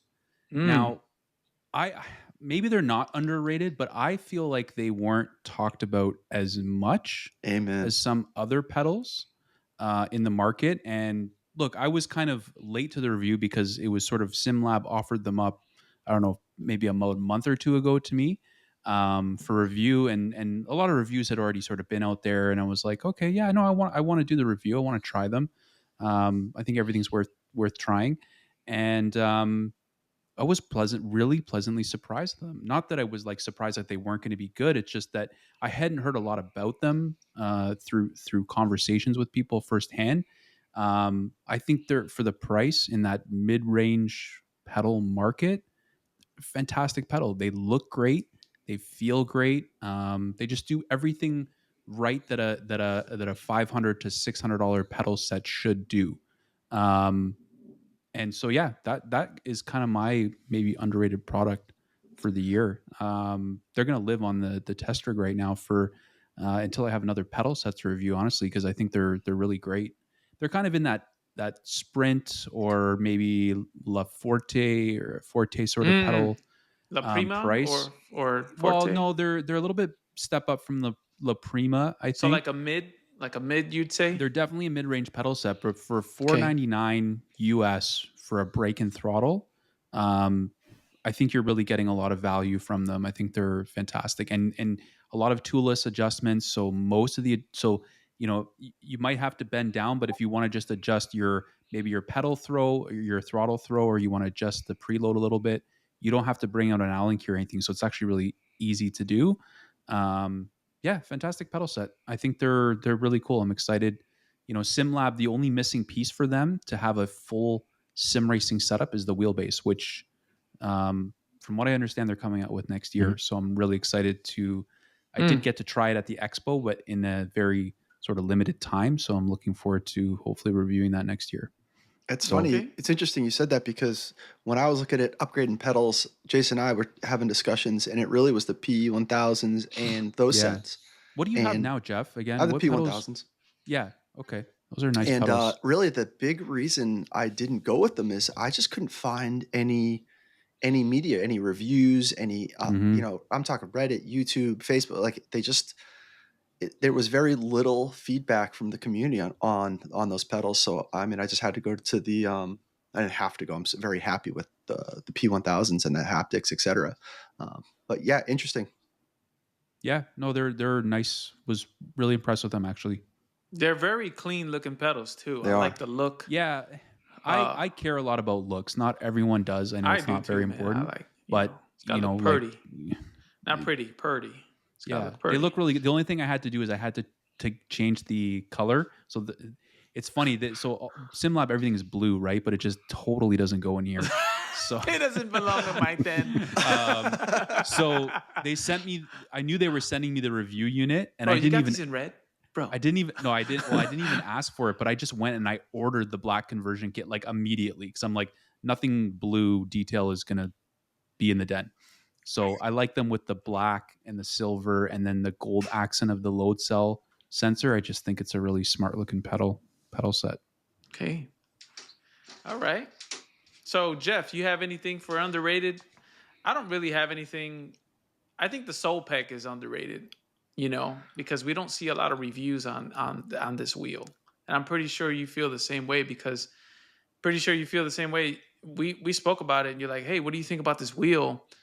It looks cool and everything. And then what does the end user do? Like us, we're the end user. You go on YouTube. That is the automatic thing you do to see it in action. And we couldn't find any videos. So we kind of They only sent a few. They only sent a few out. Yeah. Yeah. And I think that's a good, whoever's watching this, That's a good indicator, man. You have to get things out there so that people know what they are and know what their options are too, you know? You can't just Yeah, mm, you can't expect people to spend, that and that's much a money on yes, something without seeing some type of product in use or whatever. Yeah, you right. just yeah. Yeah. So that's a big problem with this hobby is these things cost a lot of money and it's a lot of Yeah. money to gamble, right? With something. It's tough for certain companies to. I totally get it for smaller companies to send these things out free of charge, right? Because it's shipping and then it can be tough to do that for sure. But yeah, It's the Right. but best it's marketing helpful. they can do, though, to be honest with Yeah, you. no, it is. It is. I think it costs less than other forms of marketing, but there's always a risk with sending something out for Or sure. you can also have them, I know there's options like they'll send you the wheel, you review it, and then you send it back to them Yep. or whatever. I don't, not sure. I've had to do that with some higher end wheels. Like SimLab wouldn't let me keep the Mercedes AMG three What? thousand I dollar wonder wheel. why. And I had the privilege of reviewing the VPG Mustang GT3 wheel. Right, very expensive. It's literally a real race car wheel. Like it's not. Manny kept correcting me because I kept saying, it's a replica, and he's like, Mike, it's not a replica. It's the real wheel. Is what I just sent you. That is the same wheel that's in the Mustang GT3. The only difference is the electronics inside. Mhm. And Which is unfortunately, kind of cool, right? That's kind of it's super cool. Look, it's super cool when you're driving with it and you're looking at the Mustang GT3 in iRacing or something, and you're like, I'm using the same wheel that's in this car. yeah. Like, how cool is that, right? I mean, it's super expensive. Unfortunately, not everyone is going to be able to experience it, but for those that do get to experience things like that, it's incredibly cool. But yeah, with wheels like that, they that's a big cost for them to send out, and I got to send it back, unfortunately. But there's been cases where people have sent me products and then said, if you want to keep it, you can buy it, and I have. Um, At a you know, discount or like full price. Sometimes, yeah, sometimes there's a discount, which is kind of a fair thing. But I try to just I don't agree to anything. I said, look, send it for review. Let me do my review unbiased, and then if I decide that it's something that I very much want to use as a sim racer, then sure, I will accept the discount or I'll pay full price or whatever it is. Like, I didn't get to keep an Artura wheel, and I reviewed all three of them, Sport, Ultimate, Pro, and I loved it so much I went and bought myself a Pro because I This Wow. love this speaks I volumes as a reviewer, though, doesn't it? When I won't buy a product yeah. unless I can watch reviews on it, and this is not specific to sim racing. If I go and get a new TV, I will watch videos and work out which TV I want to buy and why I want to buy it. If I get a new iPhone, is it worth upgrading? I watch the videos, and sim racing for me is no different. So Mhm. when a new product is released and somebody says, "And this wheel has come out," immediately, sim racing then perhaps boosted media, Yeah. maybe the reviewers, I go straight to the channels. Have they got a review? If they have, great, it helps. If they don't, I'm very skeptical. And when a Yeah. reviewer then says, I've reviewed this product as you have, you were sent a wheel for free and you send it back and then you buy the wheel, your own hard-earned money, you say, no, this is good. I'm buying it. You don't get better endorsement than when a reviewer is given a product. They've already had the chance Mhm. to play with it, but they liked it so much, they sent it back There and they bought there's their own. only two wheels this year, Daniel, that I spent my own money on. One was the Artura Pro, and two was the Bavarian, which I was offered a 50% creator discount. Wow. That's Um, great. 50%. because yeah, and I said I'm going to be transparent about that. And I said like things like that don't sway me. I mean, I don't I on know, but I'm with saying, all the wheels that I have, even spending 50%, it has to be something that I'm going to use and Special. I want to have in the den, or right. I've used and now I cannot, like I don't want to send it back. And like I remember like it was like I think I'd had the alpha for like 24 hours and I was like already emailing him. I'm going, yeah, I'm going to take up on that offer. um, It's because like, I was that impressed earlier on, and Yeah. and then did the review and was completely transparent on that deal. But with the Artura was, I didn't get to keep that, but it was like I was like, I like Daniel. I'm a fan of McLaren as well, and the history. And I really wanted a McLaren Artura wheel, and it was just such a fantastic wheel. And I wanted something from that lineup. I wanted something to keep and hold. Because I had a lot of wheels with displays already.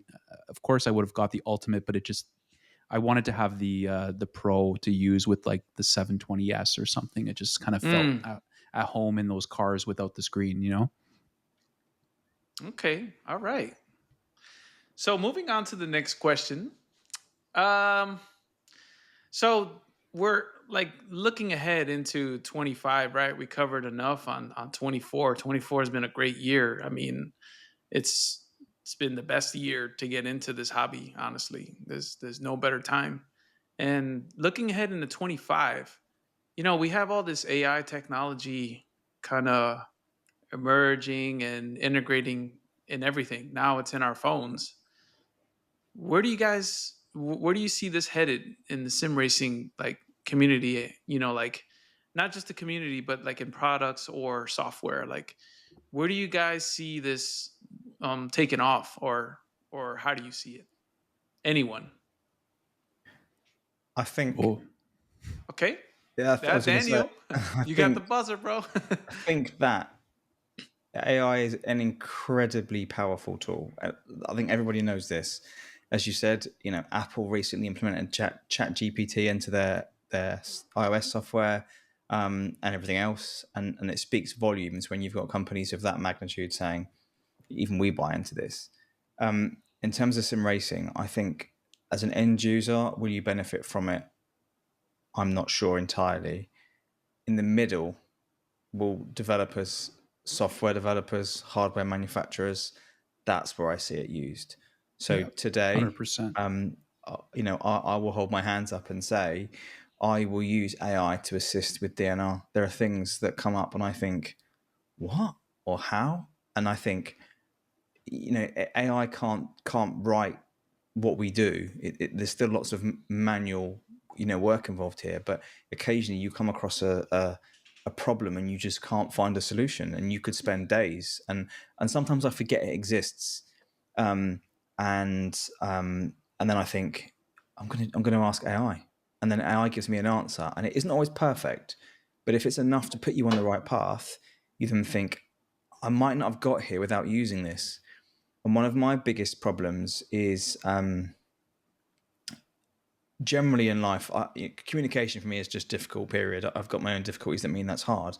And one of the things that's very difficult to portray to various people is when I'm trying to explain a setting or a function or a feature, I write something and I might read it back, or someone else reads it back and they say, what does that really mean? What does it really do? If you were to read my GPT history, excuse me, my history basically says, rewrite and shorten or rephrase or something, and I've written a statement in, and all I want it to do is to explain what I'm trying to tell you in a way that you will understand it, because I've written it in some jargon way, and people will be like, what's he getting at? And that's particularly useful across other languages too. I think sim racing is diverse, and we have people in all four corners of the globe that are sim racing, and there are lots and lots of languages that are across, sim racing. I see it in all the discords. People will talk in various languages, and while some are easier, perhaps you can use, translate services to talk back. Sometimes actually using AI can be more beneficial because you can have a more coherent conversation and you can help people more. So as an end user, will you use AI? And if you will, to what complexity? I'm not really sure. In the middle, for developers and manufacturers, I think they can help, or they can use it as a tool and aid help to refine, improve products, customer services, experience. I use it to kind of bounce ideas off. So occasionally, if I'm thinking of things, it sounds a bit sadistic and weird to have a conversation almost with AI. But when you're thinking of things and there's nobody else that's of the same mindset of you trying to do the same thing, you can kind of say, I'm trying to do this but I can't. Why can't I do it? Or how can I achieve this? And AI in 1 second has come out with this 500 word answer as to why you can or can't or should or shouldn't. So I think for developers like me particularly, really powerful tool. It's got the potential. you could use it wrong as well. I think you could use it and you could rely on it, and that can be dangerous. Or you could make too many mistakes because it isn't correct. It might have the gist, but it hasn't got, the full picture. So yeah, for me, AI is a tool, fantastic. I do think it will be used more and more and more. I think it will become more powerful, but I think it's primarily a tool for the middle of the pack. Down the line, maybe 27, 28, drivers might start using AI to help perhaps analyze data and work out where they have mistakes, and companies, set up companies perhaps might start using AI to refine them services. But for now, I think it's perhaps a I bit less was known. I was about to piggyback off of Daniel's statement. Yes, in between layers, AI definitely. I think iRacing also announced they'll be using AI to develop and improve the software. And that's going to happen for everyone. I don't think anyone's going to skip it, especially in the development part. For the end user, I already I don't know how much of this will be real. Like in like two, like you can see, like every 6 months things change in sim racing. But at the end of the day, we are already fake racing. So having AI help us race is just not going to improve our experience, because we want to race. We want it to become more real. So less AI while we're Right. driving, less, digital help or whatever will make our experience better. Where I think for the end user, like everything else that Daniel said, yes, absolutely AI will help. But for the end user, I think it will be to help us become better drivers, virtual and eventually real life drivers. You can see the connection between sim racing and real life racing. It's growing. Like every month, you hear more sim racers become real racers. So I think AI will step in there, and the tools that we will have at our disposal, like we do a lap, and it will literally tell us exactly where we need to improve, not theoretically, not a predefined script. Like, this is the racing line, you were off 2 meters. That doesn't mean anything. Like, AI will tell us Damn. exactly what 2 to meters do to off. improve. Like, that's where I think for the end user, it won't be the actual driving, because I think as sim racers, we want to have that real sensation. Yeah. So it's not going to improve. It's not going to help us drive better, practically speaking, right? But I think the training tools will improve so much in 2025 as well. Like I can see things like happening at with David Perel at Coach Dave. I can Yes. see them in Track Titan. They're doing it. Like, everyone is trying to implement AI, not just to make you better, but also find where you're not good.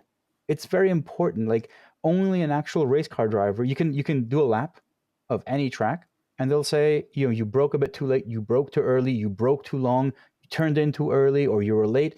But that's a trained person that knows and has done this track, has experience, and tells you exactly what you've done wrong. That's where I think AI will come in and help a lot for us daily, just couch drivers and stuff. So I think that's where The it will couch help. drivers. Yeah, I mean, yeah. What are we doing? Like, you say this is a rig and it's a real car. It's a couch, right? It's just a really comfortable couch, an expensive one. But that's where I think it will step in for the end user. Man. Training, and if someone wants to become an actual real race car driver but doesn't have the funds, having a rig is a really small investment for your dreams. And if you can have like AI help you become a better driver, Right. I think you have everything everything at your disposal to become a real car driver. There you go. There you go. Any more takes? Mike, Jeff, what we got? I don't know what else I can add to that. I know, right? They cover everything. I agree with all of it. I think, yes, on the development side, for people developing sims, I would love to see dynamic circuits that change in real time with the circuits are updated in real time. So like when I go onto a circuit, it's exactly how it would be right now in this day in terms of the conditions. Like I don't know if that takes AI. I'm sure it does, but yeah, just seeing better AI in the games themselves. Right. People that don't want to race online or they want to train, seeing smarter AI. I think these new AI tools are going to create better versions of opponents to race and ultimately make you a better driver. I mean, I can speak to it a bit on the creator side. I mean, I'm very cautious in terms of where to use AI. I think where it helps me is formulating thoughts and helping me sort of speed up certain tasks. So there's advantages there. But yeah, no, I mean, I agree with these guys on all the points. I think it's going to be incredible to see as developers get their hands on this. We're going to have, I think um, I forget names, so please don't get it wrong. Who's the guy that is it Marco? The guy in on Assetto Corsa? Kunos? Is it Marco his name? Massimo, Massimo. It Massimo. was an Yes, M. yes, Massimo. yes, He yes, did mention that the AI will be far more improved in yes, Evo, and it will have far smarter drivers. So it was on. I think it was an Overtake. I think there was an interview. yes. I remember seeing that. Yes, And he literally said that you won't feel as if it's an AI. Like they will make mistakes, they will improve during a race, and they will get tired during a race. So the AI in Snap. Evo will It's be crazy. far more yeah. improved than what we already know. So The that other thing is I wanted to just sort of, I was just sort of thinking about is something like a crew chief. Okay. Um, could crew chief get to a crew chief is a fantastic application, by the way. It is. I Could it love get Crew to Chief, man. could it get to a point where it remembers and knows me and my driving style? So Yo, let's say I'm at a track and it Dude, goes, you're Mike, thinking. it goes, wild. Mike, you always mess up this corner. Please, can you please make Me, man. sure Really, that Mike? Again? That's what he can, would say. you know what you need to do here? We need to hug the curb and then brake early and then go like so. And Damn it, I Mike! I Bearing said turned third on. gear. yeah. Yeah, I mean, but like you're right. I've seen some of these tools similar to Coach Dave and Track Titan, just the name. But I've seen other ones that give you. I think I saw one at the Expo, and unfortunately, I can't remember the name. But it's giving you real time driver coaching, and it's giving you real time driver coaching with context of your history and your practice laps, and you know what your history has been in terms of driving. So, and that will be something that will maybe make its way into motorsports. Mike, is it Yeah, Trophy AI? I think it's called maybe that's what it's called. Yeah, Yeah, maybe it's there's some Trophy. new AI tech thing Yeah, coming. I mean, and Gran Turismo did it early on with Sophie AI, right? You can oh go yeah, in. You can Sophie. go into GT. I still play GT7 They were still sometimes. ridiculously hard if Um, you turned that on, though. They were yeah, impossible. they're pretty hard, They, and they were impossible, bro. yeah. So yeah, it's going to be interesting to see. I think that's how it will affect sim racing, for sure. Okay. I'll just be real quick, Jason, with mine. I think this is Yeah, go kind ahead, of bro. little tongue in cheek, but I think we better be careful how much AI we put into the AI driving because if it learns from history, we're still going to have first turn, first lap pileups with all AI, and we're still going to have Monza. AI dive bombing us. So Mm. we have to put a little bit of restrictions on how much AI we keep putting into the AI driving, if you will, when you're not racing other Yeah, keep humans. it real, man. Keep it real. There you go. Keep Monza it real. turn 1, no dive bombs. It's fake. Oh, Yeah.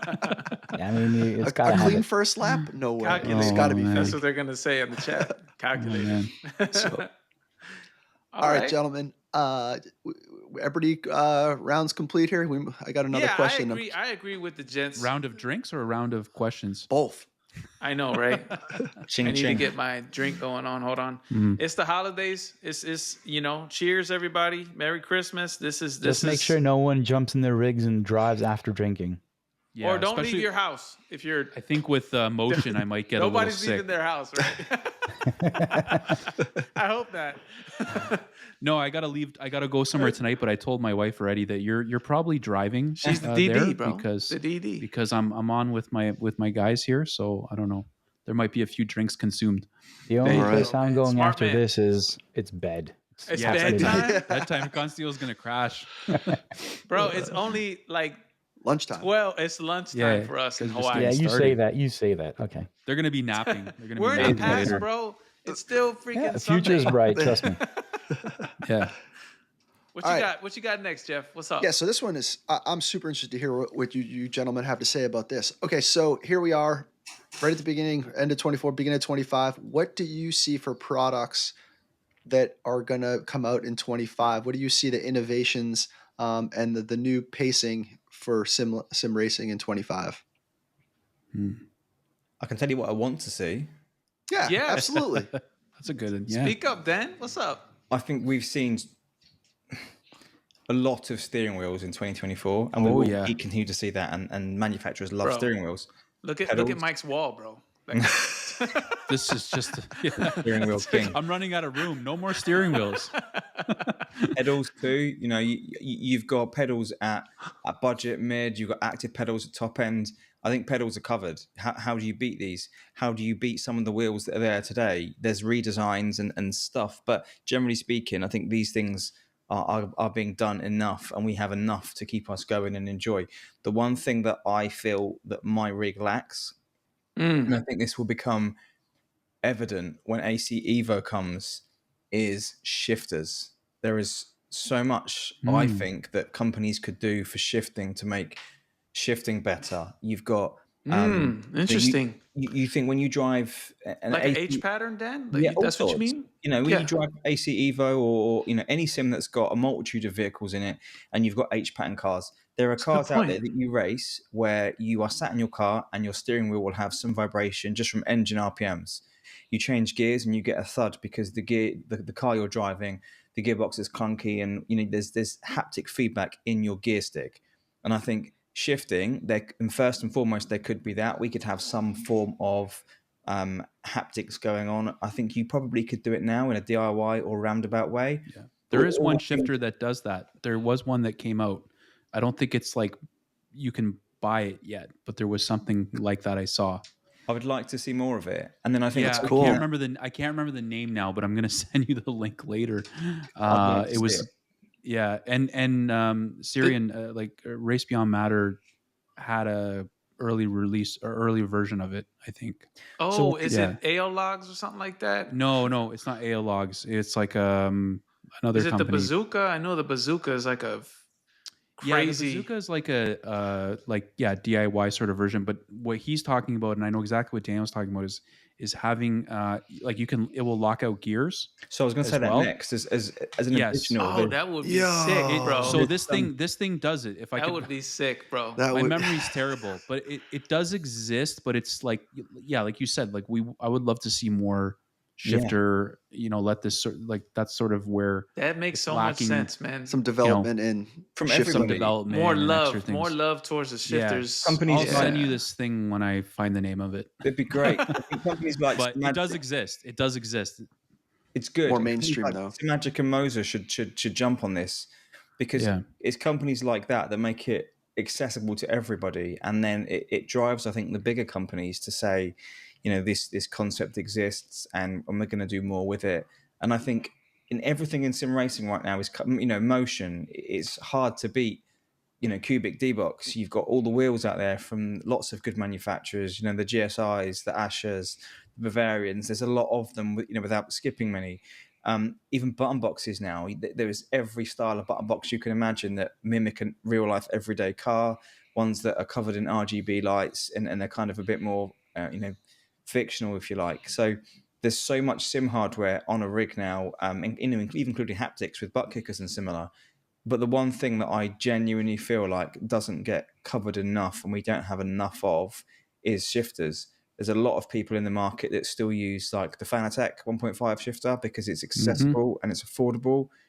Beyond that, there's, you know, a mixture of people. That's years old too, man. Yeah, and people looking at, you know, you've got sequentials, and there are people using things like Jinx or SG because they come out of a real life car. There's people using things like BDH that do a mixture of the two. But there just seems to be so much untapped potential in shifting where, locking out gears, haptics. I want to feel, particularly when AC Evo comes along and I can get in a H pattern, you know, my force feedback is amazing. My pedals are amazing. Everything else in the rig is locked. But the shifting, all of a sudden, you go from being really immersed to using a shifter that feels nothing like a real car. Man, that needs. You need a BDH, maybe. You do, yeah. This is. I tested the BDH at the expo. That you just open like your eye opening. Like that makes sense, dude. That makes so much sense. That shifter was I sat at their stand just shifting first, second, third. And the guy's like, "Do you like it?" I'm like, "Yeah, yeah. I can't put that in my house though. I like it Like, a lot. Really? people sleep at that hour. I think can't something use like that." this is I going to like it. Oh, come. it's clunky. Oh yeah, I mean, it's like a real thing. Somebody's going to do Clack, this. clack. It's amazing though. Like the feeling you get off the VDH is like, honestly, I don't think there's any shifter out there that has the same feeling. Hold on, man. See, you guys are costing me money now. BDH shifter, huh? Yeah. Don't do it, Jason. Rabbit hole. I think for at least my take on 2025, we will see. I'm pretty confident we will. We've already seen a few of these at the expo, but I think it'll be far more extensive. Getting all that top tier stuff and lowering it down. So active pedals, we will definitely see active pedals in 2025. We already saw SimMagic producing, their version, and there will be more. So we'll see the active pedals be going from a very expensive accessory, because you can have pedals, but you can have the very expensive active pedal. I think we'll see the active pedals coming down in price from other companies as well. So they will become a bit more accessible to everyone. And I think that's going to happen in 2025. I'm pretty sure it's going to happen in 2025. I don't know what the cost is for the SimMagic stuff or what other companies coming out, but I said it from the very first moment I saw the active pedals. I'm like, this is going to trickle down and become mainstream, because the hardware, the technology, it's not hard to copy. In fact, the Simucube ones are very bulky. I'm pretty sure someone's going to come up with a smarter idea and smaller. It's the software. So who's got good software? We do know SimMagic has good software, and they already showed us their version of the active pedal. So there it is. That's one of them. So there's going to be more. I'm confident that in 2025 we're going to see a lot more affordable active pedals from far more companies, because it is, as Daniel said, for the shifters, it might take a bit more time than 2025 to see active shifters, but pedals, we're there. We have the proof of concept. Simucube has proven that this thing actually makes a difference. So everyone's going to get on that market right now, and everyone's going to use it. Yeah. And I think the second thing, which might not be in 2025, because it's like a niche within a niche. Like sim racing is already a niche market, expanding to kind of like explode outside of the niche, definition, but it's still a niche. But within sim racing, there's one more niche that is, I think, will start becoming more mainstream, and that's motion. Like motion for me, it's like super expensive and It's out of reach non-accessible for most. It is like, I can afford an active pedal, but motion, if you want to do it right, it's still way too expensive. So I think motion will become more accessible.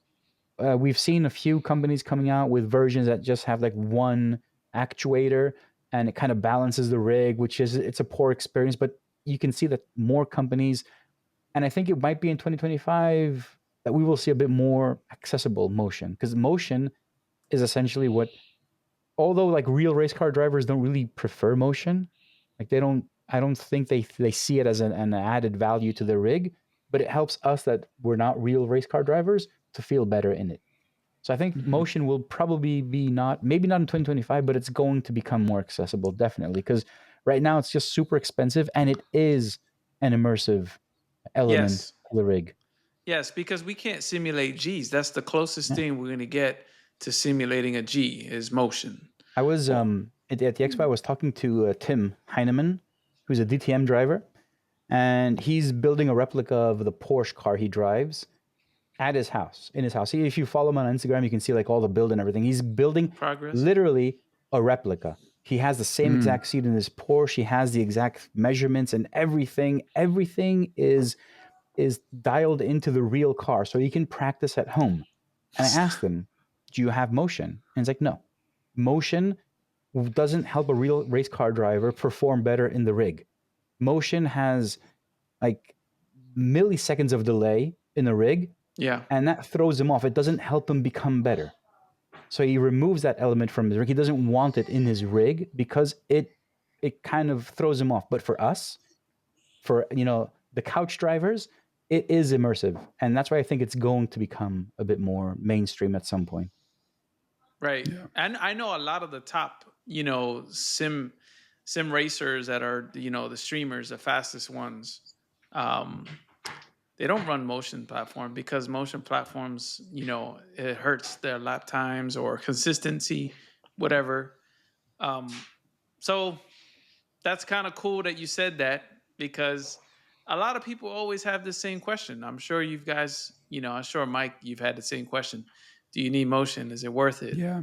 Well, All the time. It's like, yeah, I can kind of build on that. I mean, I agree with a lot of Constantino's points as well as Daniel's.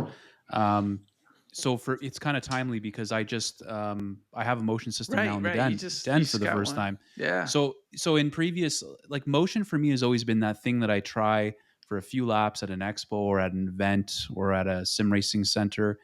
So now I've had a chance to really like have it at home is a different experience than just trying it. You have some time to digest and play with it and spend more of an extended period of time without looking behind you going, do I have to get out of let the next person in line go, you know?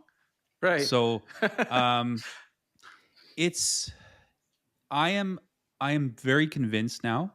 It's extremely fun and extremely immersive. But yes, the problem is the price is just it's not like you said. You could pinch and save for a whole year and maybe grab an active pedal. But for a decent motion system, the one that I'm sitting in right now is probably close to $8,000, maybe $9,000. Some of these systems go as high as $10,000. Um, that's just not attainable for the average person. Um, and they're also a bit complicated and take some time to set up. And like for me to navigate my way around it is fine because I'm comfortable with this type of hardware.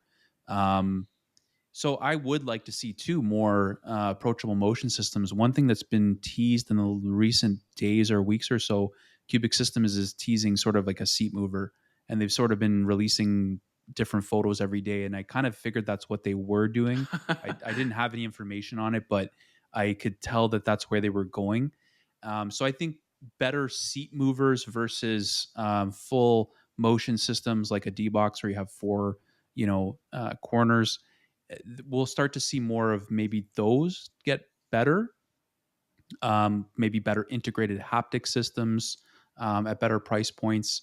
Um, Perhaps even chassis that have built-in haptics. So you buy a chassis.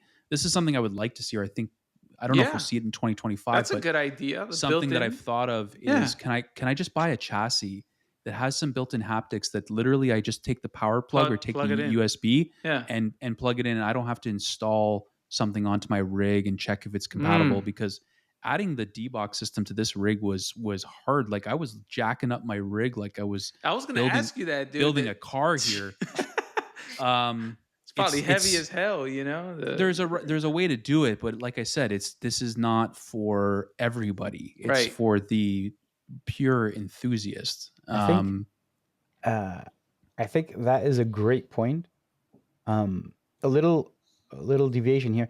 I got myself a 3D printer for the first time, and the reason I got a 3D printer is because I want to do some prototyping and products and stuff like that. But the reason I got the specific one, you can see it's right there, is because it's fully automatic.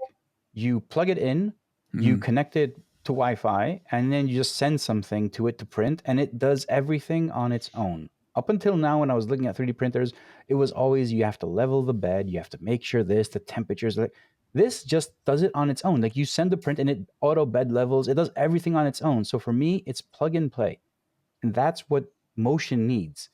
I don't have Mm. motion, but I hear Yeah. the same thing. Like setting it up is a pain. Well, Installing it is a pain. Everything. Motion can definitely become something plug and play where it's easy to install, and then you just turn it on and it auto levels. It discovers like what the motion is.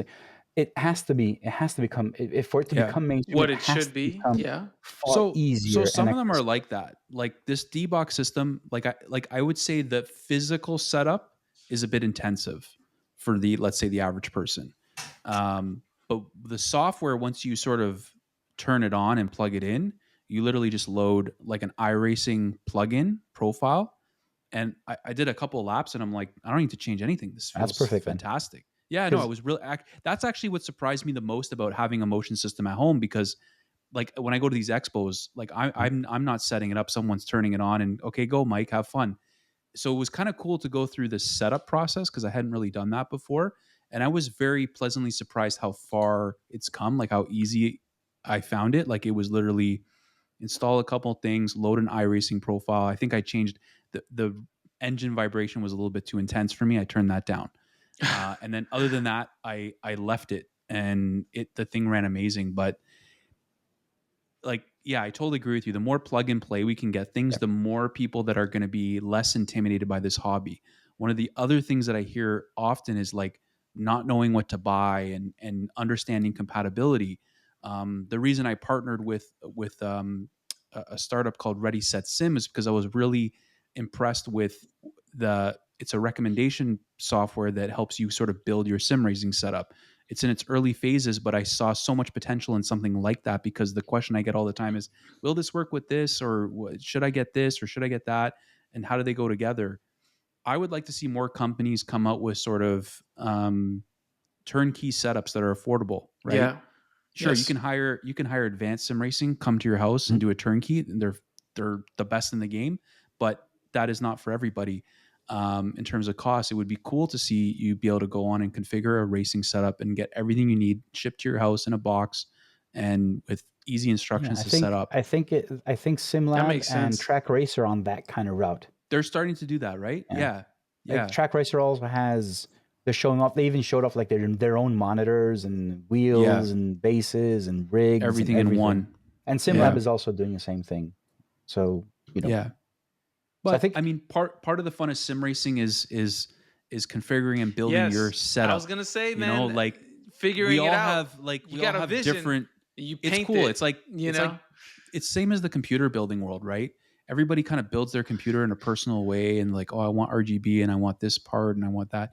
I still think we need to keep that aspect of it. I think it's cool, but I would love to see some more approachable entryways for people that are curious about this, but maybe feeling a bit overwhelmed by it. Yeah. And then I agree with all the same active pedals. We know that's coming. Guarantee we're going to see the Moza one. We're going to see some Magic kind of had a proof of concept sort of at the expo. It's just going to be a matter of time before every company's going to have it's going to become active mainstream pedal. Yeah, definitely. yeah, that's 100. That's a no-brainer, Most right? definitely, I agree. Yeah, yeah. But I'm excited about software and new sims, the development of that. AC Evo, obviously. AC Evo, let's go. Watching iRacing. Daniel, we're gonna be ready, right? Day one for LEDs, right? For Evo.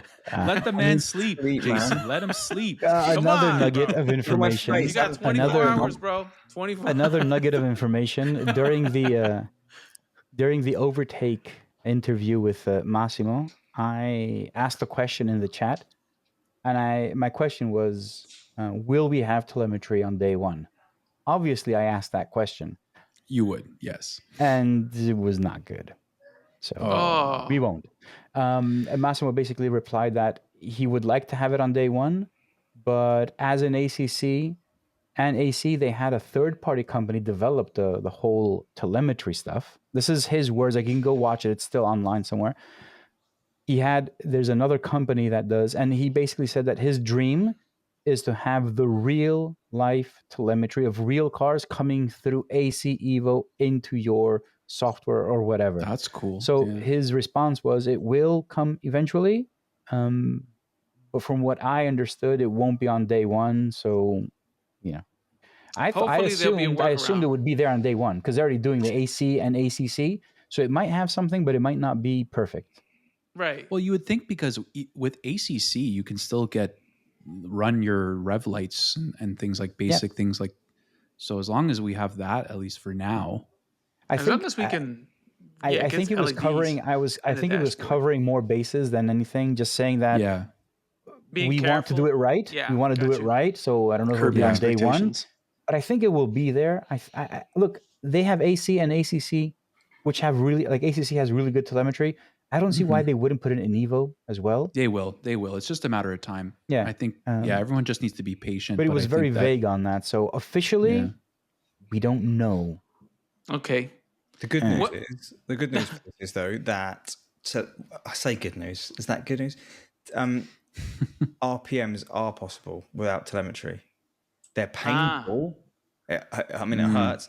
I changed my throttle pedal recently, and the reason I changed my throttle pedal is because I sit there with my foot on the throttle at tiny gingerly revs, on every single car, watching the light in the car come on and reading the value of the RPM to match RPMs.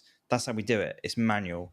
So you drive a car, you every single gear, put your foot on the throttle very gently until you watch the light in the game change to green, and you write the number down. That was at 4,322 revolutions per minute. And Then the that's where next day you AI did, comes to play. and we need it for this. So There you go. Yeah. on day one for Evo, I say day one, you won't have it day one because obviously that takes time, but stuff like RPMs would be possible because it's just a case of looking at the dash in game and copying. The downside in AC Evo is AC Evo's got a wide range of cars, and they're no longer GT cars or XYZ. So you could be All driving, kinds. Yeah. I'm guessing here, but let's say a Ford Focus, and there is no DDU in a Ford Focus. You've got a regular speedometer that's not giving you a digital readout. So matching an RPM to that is difficult because what we match Yes. against, there's no Analog. reference point. Yeah. Yeah. And for immersion's sake, I probably wouldn't use a DDU Me if I too. was driving for Me I mean, too. but that's that's just me, and I wouldn't be using a wheel that has rev lights on it, Me too. A round basic. right? Yeah. So it's Just round wheel. Yeah. Which Mhm. makes sense. H yeah. pattern. There's always going to be a But few there's people out there that are. I know there's And they're always gonna going to be want the it and- percentage. There's Yeah, people I get it. gonna complain, Daniel. I get You already it. know, and I'm pretty sure you're gearing up for that. I've got a box of tissues ready, and He's ready. Yeah. therapy is booked for early February time. Yeah. so gentlemen, for the final question here, and I think we have to mention SimHub. SimHub has been the key to success for both especially DNR and the lovely ecosystem. That is the key to everything, because without SimHub we wouldn't be able to do any of the things that we're doing or planning or have the dream. He's the one. He's the creator. He's the one that makes that dream possible, or give you the option to make it possible. At least for us normal people. I have to give it up to him. I don't know how to thank the guy. You know what I mean? His software is so. There's nothing better than going on the rig and seeing that there's an update and looking at his change log every time he updates that thing. And that enables you both, right, to either update features or add features or fix things or whatever it is that came within that package.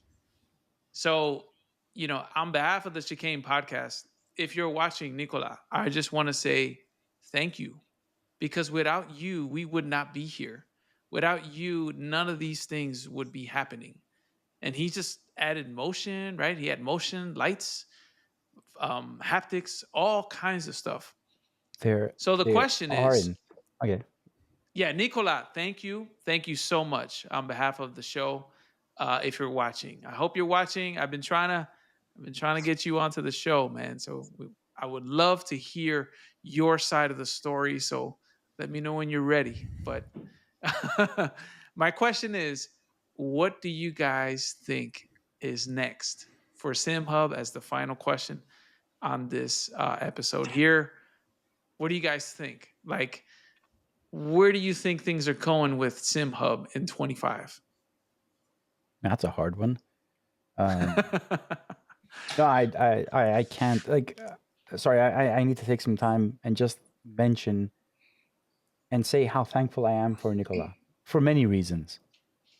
But there are times where I'm like, this guy isn't real. Like, honestly, Is he AI? This is AI. Like, He's this is probably where we AI. are. I saw him He's in a person at the cyborg. expo. He does exist. He does Oh, that's exist. funny. I have pictures with him, but you never know. Really? Do you know? Like, maybe it was just an avatar.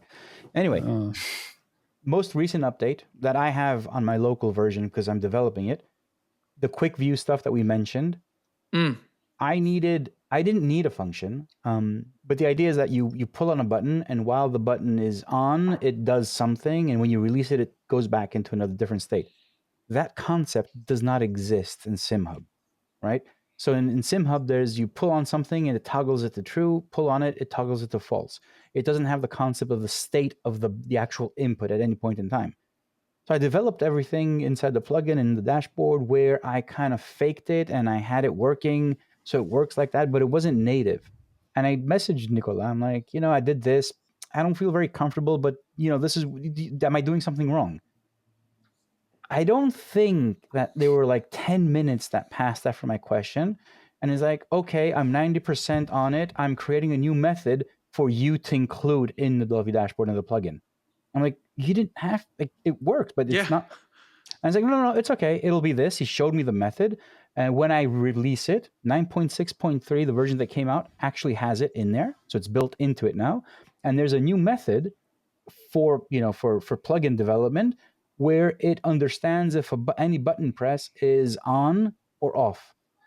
And like, I literally messaged him. I'm like, I love you, man. Like this, like, you're not real, honestly. So there's not enough I can talk about Nicola and tell you how real. amazing he is and how much he's supporting everything that we do. And honestly, I told him, you don't have to do that. I figured it out. It's just not the best experience, but it will work. People will understand. It's how it is. And he actually included it. He released it as well.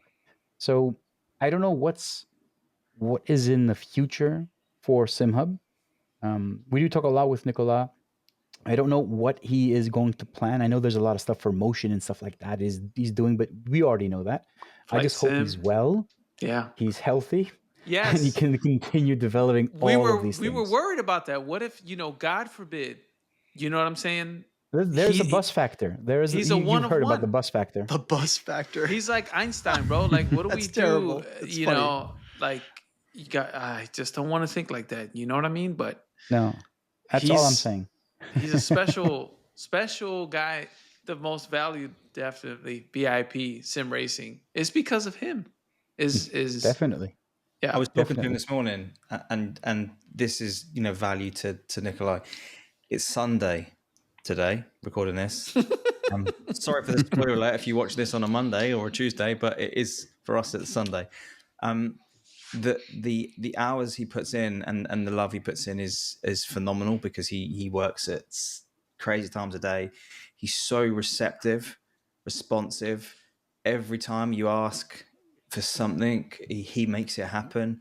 I've never asked for anything and it hasn't been delivered. Anything. And there's a lot of features that we couldn't do without something happening in SimHub first. And every time, it's never too much. And it's not only never too much, he always does it in a friendly way. He's always, as I said, receptive. He's kind. He's just, you meet people in all walks of life where you just think, yeah, you're cool. And the people you think, you are genuinely a treasure to your, your community, your people. He's one of those people. He does go above and beyond. And I thanked him in a similar way to Constantinos in the messages yesterday and today, and said that the things that you have done have literally changed my life. My life is different because of you. I have an opportunity with DNR that didn't exist. All my lights are turned off. Basically, all it's saying is it's so dark. Is that your way of saying come to bed? His tears coming out, bro. At bedtime in my house, my lights will turn off. That's how late in the day it is here. I should be in bed. This is getting featured, by the way. No, so I was saying to him, you've literally changed, not lots of people's lives. You've allowed this to happen for DNR in a way that I would have never seen possible. And without SimHub, I couldn't do certain things that I can do now. And it's because of you, Nico and Thomas, that help work with DNR. They are part of the support that the DNR provides, and they are financially reimbursed for their level of support. They don't work here for free. So not only is Nikolai changing my life, he's changing Thomas and Nico's and many others like Constantinos. And this all comes from one person. One person has literally changed the livelihoods of many people, and it filters down from us into our families and our friends. And he's so humble as well in what he does. I think the future is SimHub. I understand lots of manufacturers want their own independent hardware, and that's sensible because they've got we'll call it a safety net. They've got their own solutions, but I do think SimHub is the future, and I do think anybody involved in sim racing, if you are at your rig at any point over the next few days and you do not have a SimHub license, you purchase one, because You shouldn't use SimHub without it. It is a miraculous piece of software. And if you're set there at any point across the holidays and you think, you feel a sense of giving and thanks, and you want to show your appreciation, the one person in the sim racing community that helps make everything spin and tick is Nikolai. Even if you already own a SimHub license, go and buy another one. You might not use it, gift it to somebody, or just keep it. But you buying that license is you donating, in effect, some money to Nikolai to say, I recognize that you have gone above and beyond and you've changed my sim racing experience. I do think without him, we would be in a very different position. Our hobby wouldn't look as it does today.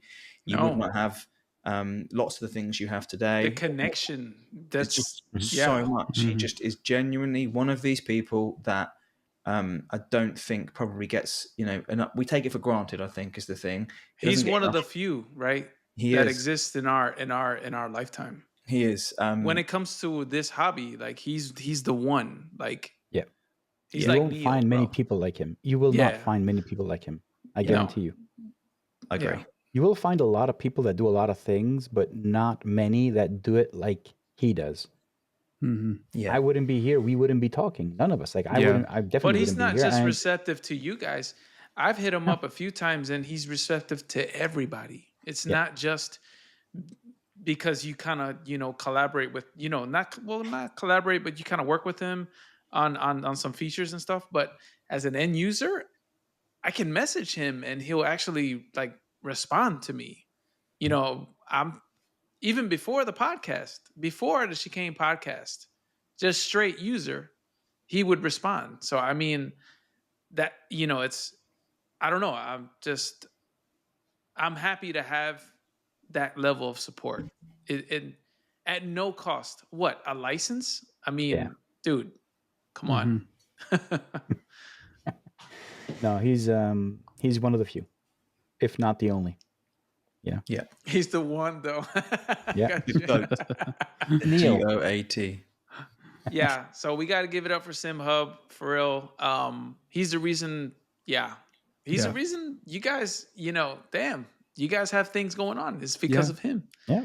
And there's going to be future people like Lovely Racing and Danny Newman that will develop something new for SimHub. And it's because SimHub exists that it creates these opportunities for other people to create and even create their own business, which is amazing. It's very cool. You see a lot of different hobbies and games and things like that have these certain people that really go out of their way to create something and make it better. And it's really cool to see. Yeah, man. So that's going to conclude the discussion portion of this episode. This episode was created to encapsulate 2024 and look ahead into 2025. And I think we're in a great place. And I just want to say from the bottom of my heart, thank you guys for being here. Like, not just on the show, but offline. Danny Newman, we speak like every day. Constantinos, we hit each other up with a random picture sometimes, or I always find a message on my phone like 7 a.m. when I get up. It's like 9 p.m. your time. I'm just woken up. I'm having my coffee, and you're like, I'm not even in bed yet. So it's funny. Yeah, man. And Mike, you're always there. You're always there for me. So you're like a mentor to me. You're like an older brother or a cousin or some shit. Oh man, it's a pleasure to be part of your sim racing setups. It's like I have an extra set of friends, that are there for me when I need them, and I'm there for them when you guys need me. I love bringing more people together, and I think it's awesome, and I'm so glad that I reached out to you guys a while back and created these new friendships. So it's love it, man. Yeah, I love it too, man. And Daniel, the longer I speak to Daniel, bro, the longer I find out that we have a lot in common. We have a lot more in common that we thought, right? So the same person, really. We are like the same person. In the only thing is I'm Puerto Rican. That's the only thing. Well, brother from a different mother. There you go, bro. I will go up there with my Manchester United jersey though. Don't hate me though, man. So. Mother. There it is. There it is. All right, guys. So we're at the round table. I don't want this to end. I just want to hang out with you guys, but I just want to say thank you all for being here again. Merry Christmas. Happy New Year. I can't believe it's that time of the year. So cheers. We are here on stream having a few drinks. Cheers, cheers, cheers. And there you go. There it is. There it is. Cheers to sim racing. Cheers to friendships. And let's not forget the most important thing is that we all got here with the hobby, sim racing. So don't forget to take the time to get on track. Constantinos, come on, bro. I'm waiting for that next live stream. Where they ruin your race. I mean, I was always there with you, man. You know, I was always there with you. I was always Yeah, it's gonna happen. I It's gotta put gonna that on my list. There you 2025, go. more driving. More Yeah, driving. me too. Me too. Yes, Mike. You got the hardware, bro. Come on. I'm driving. I don't do a lot of racing, like competing online. That's the thing. There is So- one more thing I forgot to say. There Yes, will be more come on, driving. bring it up. There will be more driving. I will announce that sometime. in Yes, we January. want to see you because you know what? Aside from the dashboard and all your products, it's the persona behind it, and I've always been a huge fan. Daniel, I know Daniel's getting his stuff set up. I can't wait. Daniel, let me know, bro, when that stuff goes down. Any of you guys, I'm here to support. So, round table, and we'll start with Mike because you're on my Oh. top left. All right. I don't know how you're on my top left, but you're on my top left. And then Constantinos, and then there's Jeff, and then there's Daniel. So, anything you want to add before we close this one out? Well, I want to say thank you to you guys for putting together this episode. I think the podcast is fantastic, and I've really enjoyed watching and listening to you guys. I listen to you guys on my commute on Monday morning. I actually look forward to it. Thank you. And I hope more people discover your show. And I always try to do my best to get it out there. But yeah, thank you guys for all making the time to sit down and do this. It was tough. We all like crazy time zone difference. I'm surprised we even like. I remember Jason, you talked about the idea of doing this to me, and I was like, "It's amazing, but it might be impossible." And the fact that I'm sitting here in my rig, looking at the screen and seeing all you guys, just blows my mind. It's surreal, isn't it? It's crazy. Yeah, it is. So I want to thank you kind of for bringing us together. And yeah, anyone that listening that watches my channel or subscribes, I want to thank you for that. If you haven't checked out the Sim Racing Den or checked out my reviews, I would very much appreciate and love if you did, and hope you enjoy it. If you are into sim racing, whether you don't have a setup and looking to build one, or you want to share your setup and get some advice and interact with the community, as always, join Sim Racing Setups on Facebook. We would love to have you there, and we try our very best to keep it a very positive and enjoyable atmosphere, though it's very difficult on the internet. We've had a few challenges there, but if you go in there with a positive attitude, looking for positive relationships, you'll probably find them, and just ignore all the crap that's on there. We'll try to do our best to take care of that. But yeah, and again, a huge congrats and amazing work from both Constantinos and Daniel. I've enjoyed very much watching your ecosystems grow, and looking forward to what's coming in 2025 from you guys, from sim racing. I can't wait. Wait. It's going to be another crazy year. So, and yeah, Merry Christmas and Happy New Year, everyone. Happy holidays to everyone. Hell yeah, man. Well regardless of what you're celebrating, just do something fun and enjoy it with your and spend family it with and your friends. family. Yes. Yes. Loved ones. Yep. All right. Constantinos, the legend, the myth. Or I said that backwards, but you know what I mean. Don't do the myth, the legend? Come on, man. Yeah. Okay. So I think I definitely want to thank everyone that's been supporting me in one way or another. It's been a wild ride from 2022 when it was literally no support. Then it went to some sort of, buy me a coffee thing. And in 2024, it became a product with membership. So we've gone past the phase where, if you like something, I would just like to thank everyone that has supported me in the past and is supporting me in this way and appreciates the product enough to give me his hard-earned money for a membership. I think for 2025, I will do double of what I did before. I will double down because in 2025 I will be fully focused on this product. I will try and return as much value as I can. So for me, I would just like to thank every single member and every single person that has been using, supporting, sharing, talking about the love of dashboard and the love of the ecosystem. On my end, I can only promise that I will continue working on it as intensely and fiercely as I have.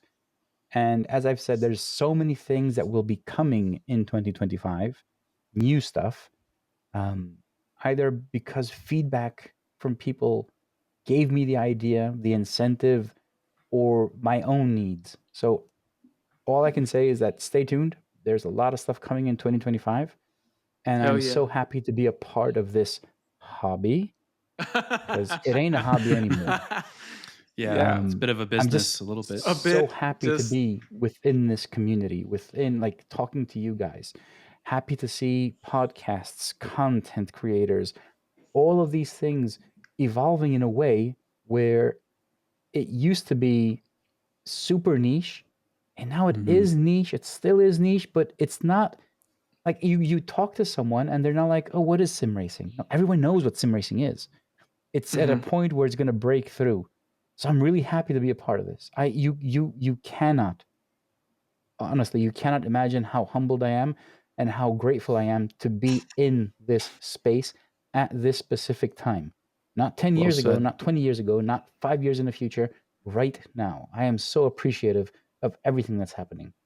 And you guys, talking to you guys, Daniel, Mike, Jason, Jeff, Eric, Nicola, like shout out to there's Eric. like so many people to thank, and just say that on my end, I feel I don't know how much like how in what words I can put it, but I am humbled, and I will just put as much effort as I can in delivering the best because this is my livelihood now, You do, and bro. it, You it do. it's I'm so happy to be here. I'm so happy. It's not a job. It's I love It's a doing this shit. passion. It's a Yeah. passion. Yes. Yeah.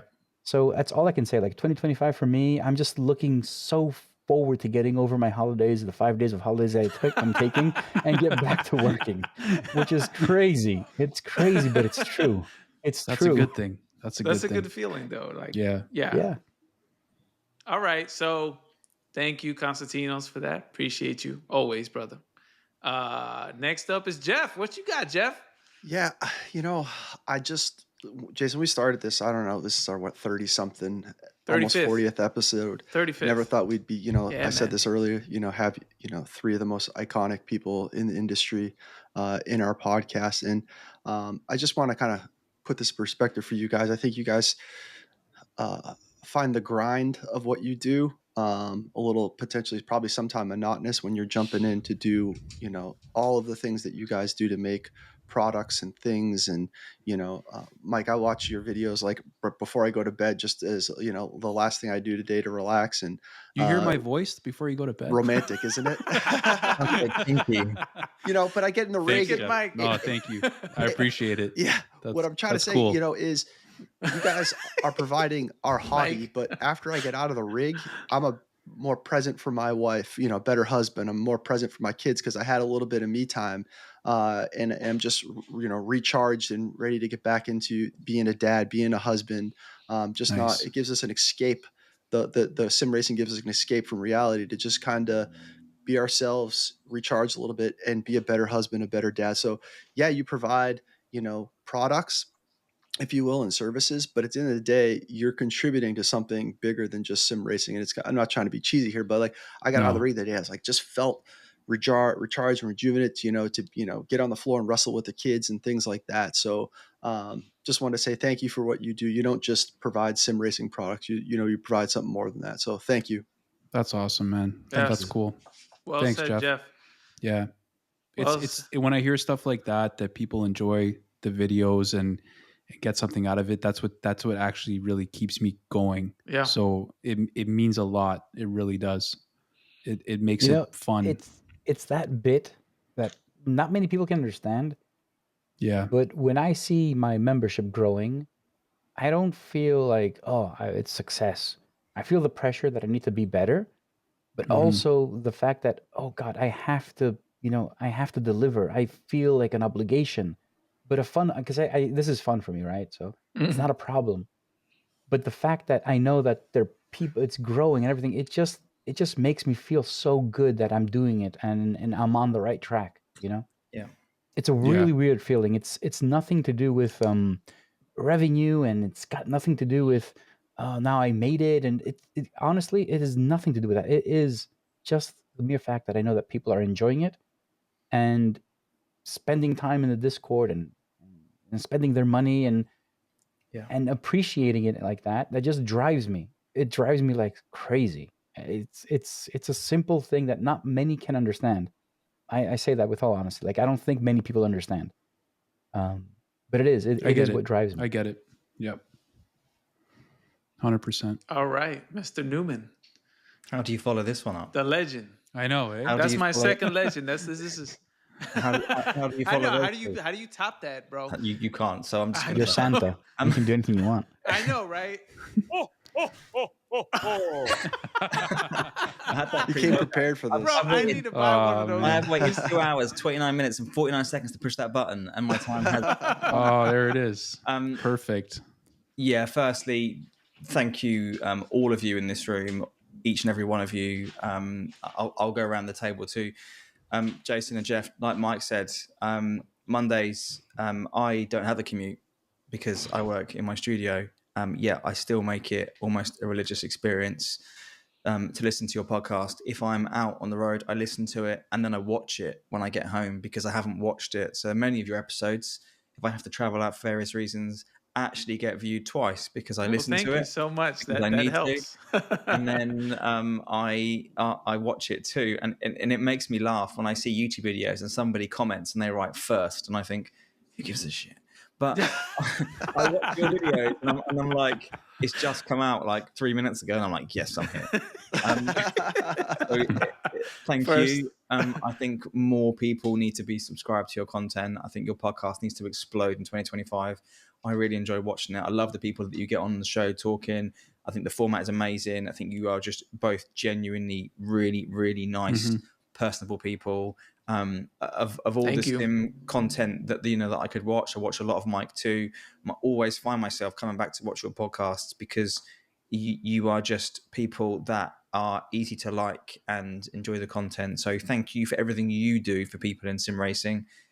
You've done a lot of thanking other people tonight, but I think you probably don't appreciate the impact you have on other people with things like your podcast as well. So please keep doing it in 2025. Don't change anything. Do what you've been Yep. doing. It's really, really good, and I thoroughly enjoy it. And like I said, you are my Monday morning fix, and sometimes Monday afternoon when I watch you for a second time round too. So thank you guys. Thank you so much, And man. Eric, who of course, Appreciate is not here.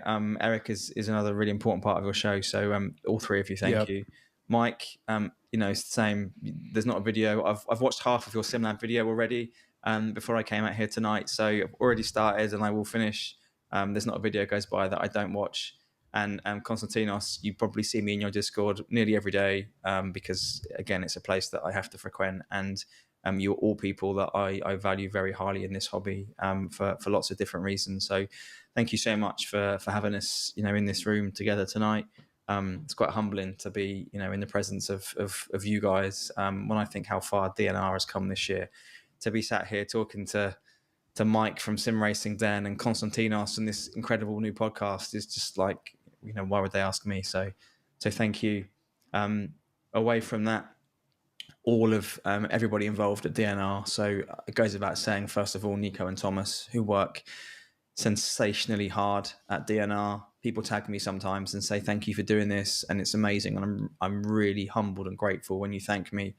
But I want to make sure that it's we are really clear. Nico and Thomas work incredibly hard on this. When I started DNR, had no idea that it would become as big as it's got. I also had no idea that Nico would be a thing or that Thomas would become a thing. It happened accidentally with no real intent, but it's amazing. They're both sensational people who I value massively. They aren't just people that work at DNR, they are my friends, and I value them in many ways. And I think that's what's really special about sim racing is it brings people together in a hobby in a different way. And I've made friends within sim racing, including in this room, Yes. kind of, special friends for life.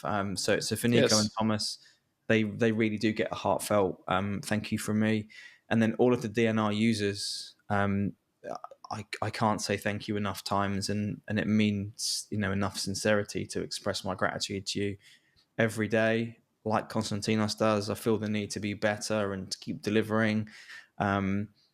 People that are watching this now that have been in the Discord lately will understand and know a bug comes out and I have to fix it now. People are like, go to bed, go and get some rest.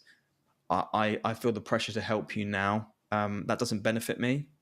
People say, financially it doesn't, you're already a member, but the drive is that you've paid good money to be here and you want something that's Yes. good and it works. And for me, I want to deliver that, and I want to give you the best experience so that you leave feeling fulfilled and happy.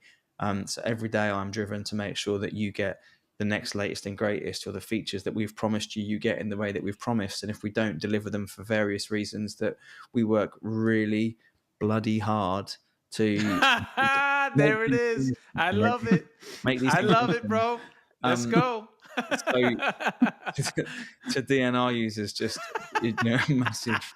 He loves the word bloody because it's I British. love the blood, the Um, British, the British. I just to love that DNR shit. users, I'm just sorry, man. massively grateful These for all of episodes you. are explicit, by the way. I hope you know. It's a polite word though. Just a Bloody little. not too bad.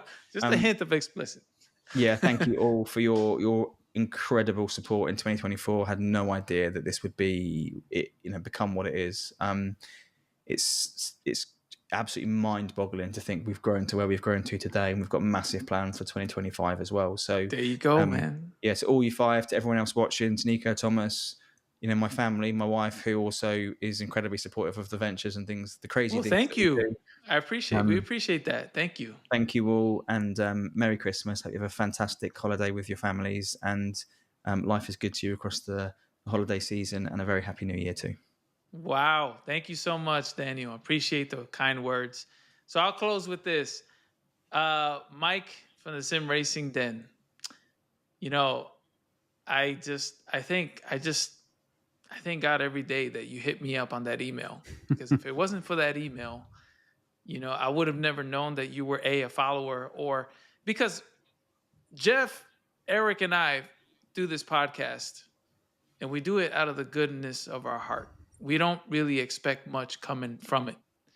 We're just trying to bridge the gap in the community and say, hey, we're here to, express our feelings and different perspectives, different sides, aspects that we have as sim racers.